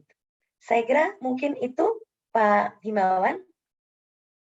Baik, Ibu Kris, untuk apa yang sudah disampaikan kepada Ibu Kasusan ya, untuk nanti jika Kasusan mau bertanya lagi, memberi respon boleh. Tapi sekarang Kak Hesti mulai, bukan mulai, mengangkat tangannya kembali untuk memberikan tanggapan. Kak Hesti, dipersilakan langsung saja. Halo Kak Hesti. Halo Pak, maaf Ya, ini silakan. agak gaptek. Oh iya. Jadi belum kepencet. Bukan pertanyaan, saya mau sharing aja sedikit apa yang kami lakukan di sini mengenai tadi pembagian tugas orang tua. Memang benar setuju sekali saya dengan apa yang Bu Kris tadi bilang, tergantung kesepakatan kedua orang tua. Karena yang terjadi juga di sini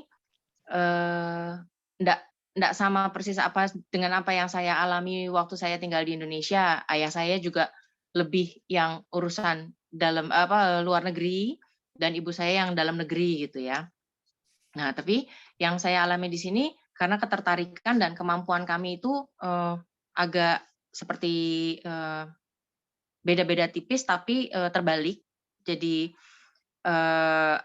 kesepakatan kami juga sebenarnya nggak ada kesepakatan sih. Ya, kesepakatan juga. Cuma kayak sekarang terjadi seperti otomatis aja gitu, siapa yang handle apa gitu. Misalnya, kalau misalnya ada bikin lemari baru gitu, kita beli lemari baru dari IKEA atau dari mana gitu. Suami saya itu kurang handeh gitu untuk hal-hal yang seperti itu. Jadi lebih saya yang mengerjakan dan dia lebih, jadi saya yang meliding proses pengerjaannya. Oh, yang ini dulu nih. Papan yang ini coba dibawa ke sini. Oh, minta skrup yang ini tolong. Nah, dia itu yang mensupport saya gitu.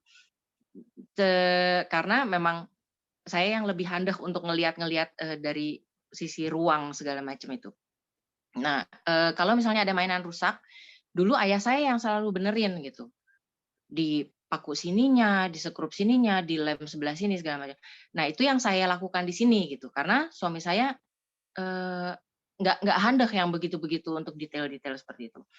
Sebaliknya, karena saya ada kendala punggung juga, sakit punggung, jadi dialah yang mengganti spray semuanya gitu, atau misalnya merapikan baju yang udah bukan baju, barang-barang di atas lemari yang seperti itu dia gitu, lebih ke dia. Nah, itu agak terbalik dengan apa yang ayah dan ibu saya lakukan waktu dulu gitu. Tapi karena memang kemampuan kita dan ketertarikan kita ya seperti begini adanya, jadi kita lakukan seperti itu gitu. Lalu untuk mengajak anak kayak berpartisipasi juga gitu ke dalam kegiatan sehari-hari, kita juga menanyakan misalnya ibu-ibu sekalian juga tahu betapa susahnya menentukan menu makan malam setiap hari. Jadi itu juga yang saya kasih PR ke anak-anak saya. makan apa ya kita besok sama lusa. Jadi belanja tiap 2 hari atau 3 hari gitu. Dan saya nggak suka berbelanja gitu. Sementara suami saya suka berbelanja. Akhirnya anak-anak kita memutuskan bersama, tapi kita meminta pendapat anak-anak juga, karena kalau misalnya mereka sudah pilih, mereka juga harus bertanggung jawab untuk menghabiskan makanan itu, gitu kan. Nah, tapi akhirnya yang belanja ya tetap suami saya, dan kita masak ya siapa yang sampai rumah duluan gitu. Itu memasak. Dan kita juga minta anak-anak untuk membantu untuk membereskan piring-piring dari meja makan, atau kita punya mesin cuci piring, membantu untuk menaruh kembali piring-piring yang sudah bersih ke dalam lemari, atau sendok-sendok garpu. Itu yang anak paling kecil saya bisa melakukan sendok garpu, karena kalau piring lebih berat gitu.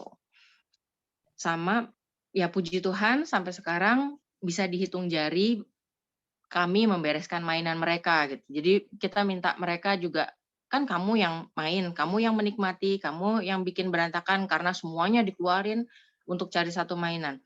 Sekarang bantu untuk beresin lagi gitu. Jadi mereka memang membereskan mainan sendiri gitu. Terus mau share juga untuk gadget. Tadi kebetulan Bu Kris juga bilang 1 jam untuk sampai 5 tahun, dan kemudian didiskusikan Maksimum. bersama. Iya. Maaf Bu? Maksimum. Iya, lalu Iya. untuk 7 tahun ke atas, 5 tahun ke atas? Maksimum 2 jam, 6 tahun ke atas. Maksimum di Iya. ya. Nah, itu saya langsung, aduh puji Tuhan ada di dalam range. karena memang yang kecil bukan terlalu tertarik bermain gadget karena melihat kakaknya juga, dan kami juga untuk Raka kami membatasi 1 jam. Nah, cuma mulur-mulurnya kan 1,5 jam, dan itu biasanya memang di weekend. Kalau hari biasa kita nggak kasih dia untuk main tablet, karena sampai ke rumah juga udah jam 5, jam 6 sore, itu udah waktunya siap-siap, beres-beres, makan, segala macam. Jadi kalau mau nonton di televisi aja, jadi nggak usah yang di depan mata, persis gitu, deket mata. Jadi kalau weekend ya maksimal 2 jam, tapi jarang. Biasanya 1,5 jam itu kita langsung sudah, udah, ayo. Nah, jadi PR kita lagi untuk, udah sekarang apa nih? Oke, kita main board game yuk, main monopoli, atau main kartu, main kartu cangkulan, atau apapun. Nah, kalau untuk main board game, itu saya lebih tertarik. Tapi kalau misalnya untuk kegiatan di luar, ayo kita jalan-jalan ke hutan, atau kita main sepeda di luar, nah itu suami saya, atau kita jalan-jalan sama-sama gitu. Tapi ya, jadi itu susah juga untuk membatasi gadget mereka, karena di satu sisi juga kami sepakat, saya dan suami saya sepakat bahwa anak-anak ini jangan sampai ketinggalan juga pelajaran di sekolah, karena untuk Raka dalam tahun depan dia masih belum, tapi 2 tahun lagi dia harus sudah belajar pakai laptop dari sekolahnya gitu. Jadi sekarang udah mulai dikenalin computer game gitu. Jadi bagaimana kemampuan dia untuk bermain dengan keyboard dan memakai mouse gitu. Jadi perlahan-lahan dikenalin gitu. Tapi ya semuanya tuh masih sangat amat dibatasi gitu dengan waktu. Sama seperti tadi yang Ibu katakan juga mengenai dinner, makan di meja makan nggak ada gadget gitu ya. Biasanya anak-anak saya suka bawa mainan, Lego gitu, Lego kecil-kecil dibawa ke meja makan. Tapi kita sepakat semua makan selesai dulu baru boleh main gitu. Akhirnya mereka juga melihat saya dan suami saya kadang-kadang suka intip-intip entah berita, entah apa dari mobile kami, dari HP kami. Akhirnya mereka juga yang punya ide, kalau begitu adil dong. Papa mama juga nggak boleh lihat telepon, makan dulu. Oh oke, ya sorry.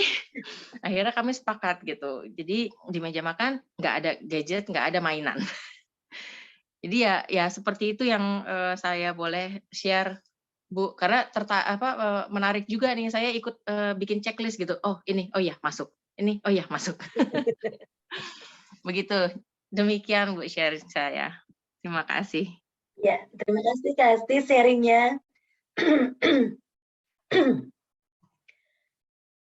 Iya, Ya, menarik sekali. Ada lagi kakak-kakak yang lain yang ingin memberikan apa tanggapan atau apa saja lah. Ini kan hal-hal yang menarik dan praktis dan ini penting sekali untuk kita serap bersama-sama. Yang seringkali saya lihat itu, Bu Kris, ada orang tua yang suka begini, jangan ke sini, jangan ke situ, jangan bergaul dengan ini, jangan bergaul ini karena dia orang jahat. Nah, gitu. Orang tua itu kan kadang-kadang seringkali berpikir bukan dalam kerangka anak, tapi berpikir dalam kerangka ketakutan dirinya sendiri. iya. Ya memang ketika anak banyak dilarang, dia akan malah justru nanti akan menjadi anak yang tadi akhirnya tidak, karena merasa menjadi tidak aman, jadi akhirnya penakut kan ya. Takut melakukan sesuatu, takut. Nah itu karena banyak. Jadi sebetulnya orang tua sebetulnya sebaiknya sih memang tidak. Ketika misalnya melarang melakukan sesuatu itu ada alasannya. Alasannya apa yang jelas. Dan itu misalnya contohnya, ketika tadi saya mengatakan bahwa orang tua itu perlu memfilter teman-teman anak-anaknya. Kalau misalnya kita tahu bahwa teman-teman itu menurut kita adalah tidak memberikan pengaruh yang baik bagi anak-anak kita. Itu kita ajak ngobrol anak-anak kita tanyakan dulu, menurutmu temanmu yang itu gimana? Gitu. Jadi kita tidak langsung kamu nggak boleh berteman sama dia. Gitu. Nah, tapi kita tanya dulu, menurutmu temanmu itu seperti apa? Kayak gini. Nah, kalau kayak gitu, menurutmu gimana? Jadi anak juga dilibatkan di dalam pemilihan atau keputusan bahwa kayaknya berteman dengan dia tidak baik karena misalnya dia suka ngerokok, misalnya gitu ya. Dia suka, perasaan umurnya misalnya masih remaja, misalnya begitu. Dia suka melakukan tindakan-tindakan yang mungkin belum dibolehkan. Gitu. Nah, itu misalnya begitu. Jadi kita memfilternya pun juga tidak hanya segera melarang saja, tapi kita ajak bicara anak, kita tanyakan tanggapan anak terhadap mereka, gitu, terhadap perilaku itu. Nah, dan kita juga mungkin berikan stimulasi pancing-pancing juga sampai akhirnya kita bisa menyampaikan bahwa menurut mama sepertinya teman itu tidak baik untukmu karena tidak memberikan pengaruh baik untukmu. Jadi sampai pada kesimpulan itu kita tidak cuma melarang. Cuma kadang-kadang persoalannya yang sering muncul kan orang tua itu kan seringkali merasa sudah waktunya nggak ada gitu ya, repot gitu. Kalau ngajak ngomong gitu kan kelamaan kan, gitu.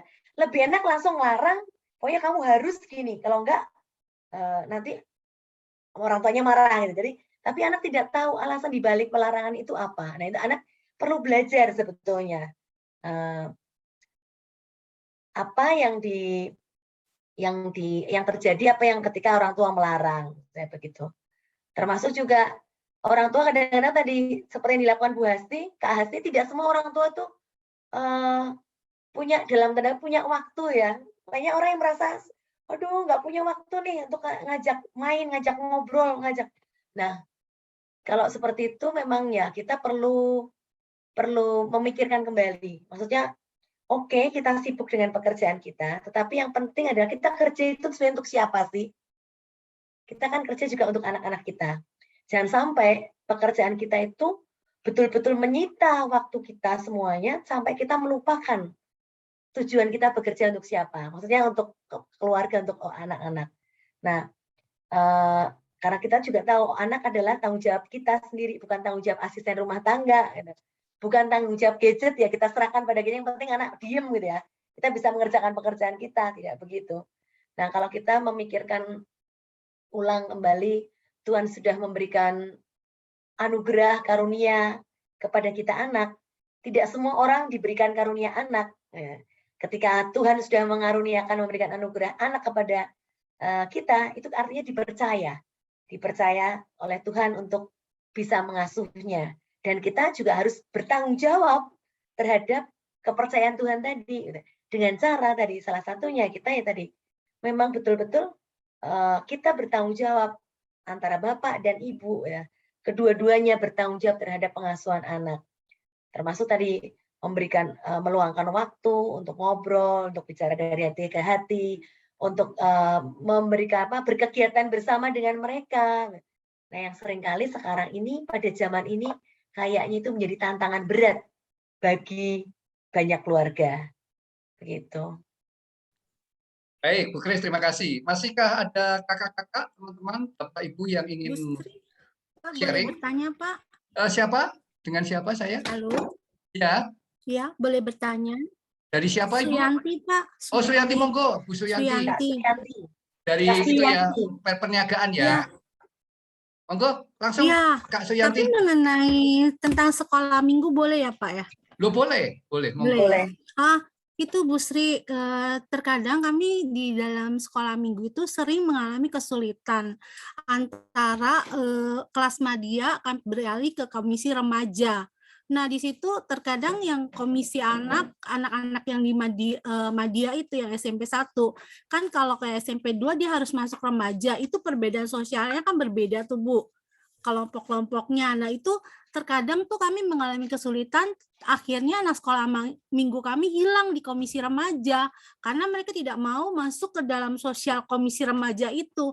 Nah, itu apakah kita sebagai guru sekolah minggu harus mempersiapkan terlebih dahulu bagaimana mereka mempersiapkan emosi mereka, kehidupan sosial mereka nantinya begini loh di remaja, ataukah seperti itu ya Bu, atau gimana gitu kita sebagai guru sekolah minggu supaya anak-anak madya kita bisa terjaring di komisi remaja sehingga berkesinambungan gitu loh Bu.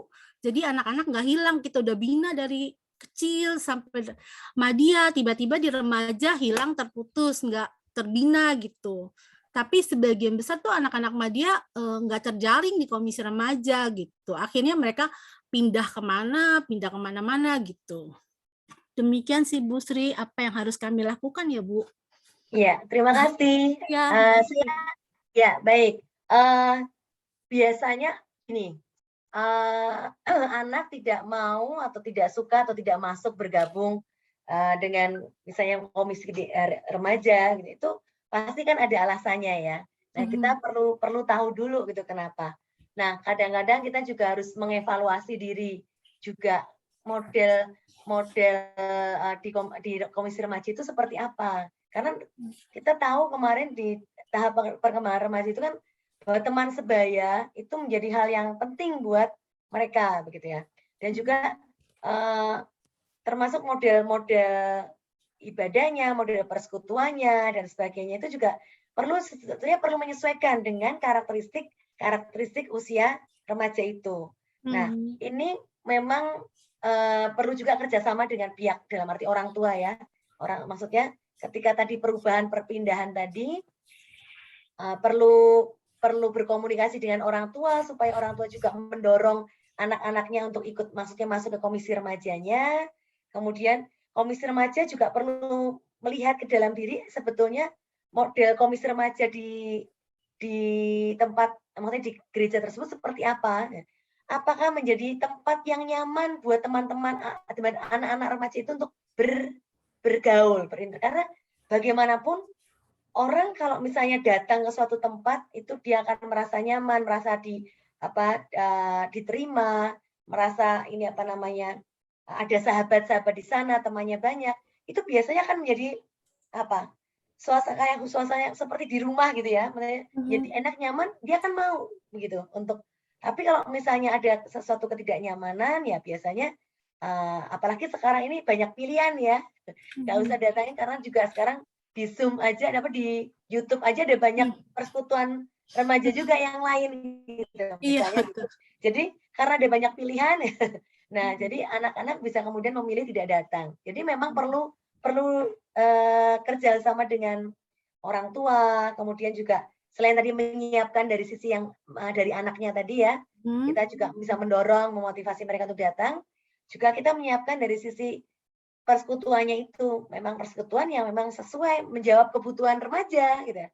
Jangan sampai ke persekutuan itu menjadi persekutuan hampir sama dengan model persekutuan yang dewasa atau gimana. Jadi akhirnya anak tidak merasakan ya, takut ya. kenyamanan ketika bersekutu di tempat itu. Jadi Hmm. memang akhirnya harus melihat banyak hal gitu ya, melihat banyak hal. Prinsipnya kalau remaja itu persahabatan itu penting, teman sebaya itu menjadi penting gitu ya. Biasanya kalau di sekolah minggunya itu banyak sebayanya, nanti bareng-bareng juga mereka kan bisa mau pindah bareng-bareng ke remajanya Remaja. bersama-sama begitu. Nah, Padahal sih tinggal di bagaimana remajanya udah masuk sih Bu ke kami. Misalnya sebulan sebelum naik remaja, anak remaja datang ke sekolah minggu. Mereka kenalin, berkomunikasi atau apa. Tapi ya tetap aja ada yang nggak bergabung juga gitu. Padahal mereka udah memperkenalkan diri, memberitahukan acara remaja itu seperti apa. ya Apa karena sebenarnya ketakutan ya Bu ya? Ketakutan mereka. sebenarnya bukan hanya sekedar sosialisasi kegiatan ya Bu ya. Maksudnya gini, bukan sekedar sosialisasi kegiatan, tetapi bagaimana pendamping remaja ataupun komisi remaja bisa merangkul anak-anak baru misalnya dengan kegiatan-kegiatan yang mungkin disukai remaja bersama-sama, maksudnya tidak selalu harus dalam setting yang ini dulu persekutuan yang ini misalnya apa ngobrol bareng, makan bersama bareng, atau misalnya apa nonton film bareng, misalnya gitu dulu gitu. Jadi bukan hanya sekedar sosialisasi persekutuan. Nah, kalau sosialisasi data, ini loh Dek, besok ada persekutuan gini. Nah, itu kan sifatnya masih formal ya. Nah, kadang-kadang remaja itu kan tidak suka sesuatu yang yang sifatnya formal. Jadi ajak main kemana, ayo kita bareng, main futsal bareng, misalnya ya tergantung minatnya apa gitu ya. Atau main musik bareng-bareng gitu. Nanti kita ajari loh main, misalnya dia senang main, kita bisa main bareng-bareng musiknya. Atau tadi nonton film bareng, sehingga mereka sudah merasa nyaman duluan, merasa ini loh teman-teman saya, ini jadi homey gitu ya, suasana persekutuannya, sehingga baru akhirnya bisa masuk ke dalam nyaman ya Bu ya, masuk ke hati mereka ya Bu ya, masuk ke hati mereka ya. Jadi dekat gitu ya juga ini. bisa, betul ya. Yang disampaikan oleh Bu Asti, karena memang kita perlu tahu, misalnya ada anak yang memang menolak, kita perlu datangin ke rumahnya, tapi dengan tidak resmi, dalam arti kayak seolah-olah kunjungan nanti kan kalau memberikan hukuman kalau nanti tidak datang gitu kan, biasanya orang kalau dikunjungi deg-degan ya. Salah apa gitu ya. Karena apa? Perkunjungan hanya dilakukan ketika ada orang yang keliru. Ada orang yang tidak mau datang baru dikunjungi. Nah, itu akhirnya membuat persepsi, oh perkunjungan, kalau saya dikunjungi majelis, saya dikunjungi oleh kakak-kakak sekolah minggu, itu karena saya nggak datang, saya bolos gitu ya. Itu perlu diubah. Buat perkunjungan yang tidak, yang rajin pun dikunjungi gitu ya. Jadi kunjungan tidak selalu berlaku pada orang-orang yang dianggap punya persoalan. Nah, seringkali yang masih ada terjadi, perkunjungan itu masih dilakukan bagi orang-orang yang dianggap punya persoalan. Nah, itu yang membuat akhirnya ketika dikunjungi jadi takut, nggak nyaman. Nah, kalau itu sudah menjadi kebiasaan rutin dikunjungi ya, akhirnya nggak apa-apa. Nah, perkunjungan personal itu akhirnya bisa kita tahu apa sih yang membuat anak itu tidak nyaman, apa sih yang membuat itu takut, tidak merasa diterima. Nah, penerimaan itu yang penting memang ibu-ibu. Ibu-ibu. Kakak-kakak. Bapak.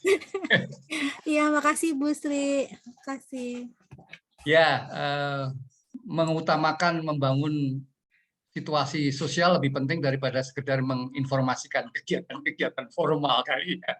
Jadi kalau hanya sekedar kegiatan formal mah di mana-mana ada, tapi membangun situasi sosial kan perlu yang hati ke hati yang tadi dikatakan. Baik, sudah jam 7, saya rasa percakapan kita harus bukan diselesaikan tapi dicukupkan sampai di sini. Masih ada satu kali pertemuan kembali dengan Ibu Kris minggu depan. Temanya pasti lebih menarik lagi karena ini berkaitan dengan bagaimana membangun kemampuan anak untuk mengungkapkan pendapat gitu ya.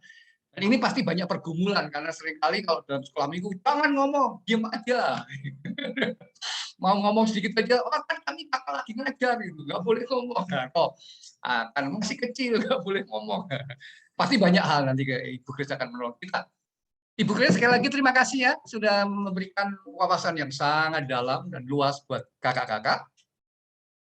Malam hari ini kakak-kakak juga terima kasih sudah memberikan beberapa respon yang sangat menarik dan percakapan kita sangat baik sehingga masing-masing diperlengkapi untuk saling menolong dalam pelayanan kepada anak. Sekali lagi kami tetap mengharap Ibu Bapak, kakak-kakak, teman-teman hadir minggu depan tetap jam 5 sore ya. Jadi kalau nanti telat pengetahuannya terlambat banyak, bilang banyak. Sementara Ibu Grace sudah menyampaikan, memaparkan banyak hal. Itu, terima kasih banyak. Mohon berkenan mengisi lembar evaluasi. Nanti kalau ada yang membutuhkan materi Ibu Grace, kami sudah mengirimkan beberapa, tapi nanti kakak-kakak belum menerima, nanti minggu depan kami akan kirimkan lagi di chatbox. Kami sudah mengirimkan daftar itu WA Group. Kalau berkenan mau ngisi nama, gereja mana, lalu nomor handphone, nanti kami akan bikinkan dan kami akan menolong membuatkan WA Group Gereja Ramah Anak, sehingga kita bisa sharing bersama-sama. Baik, sekali lagi terima kasih. Saya diizinkan untuk menutup kegiatan dengan doa ya. Baik, mari kita berdoa kembali. Bapa di surga, kami kembali bersyukur malam hari ini ditolong, dilengkapi, diberkati oleh Ibu Grace dalam mengembangkan kemampuan sosial anak, dan kami percaya ini berkat luar biasa yang diberikan kepada kami dan beri kami kekuatan untuk terus mengembangkan kemampuan sosial anak dengan baik, sehingga gereja diberkati, keluarga diberkati, anak diberkati, orang tua diberkati. Berkati Ibu Grace dalam pelayanannya, dalam banyak hal yang dilakukannya, berkati keluarganya, berkati pekerjaannya, kiranya dimanapun Ibu Grace berada menjadi berkat bagi banyak orang. Di dalam Tuhan Yesus kami bersyukur dan kami berdoa. Amin. Baik, sekali lagi terima kasih Bu Grace, terima kasih teman-teman, kakak-kakak, sampai ketemu minggu depan. Ya, terima kasih. Saya tutup ya. Iya. Terima kasih.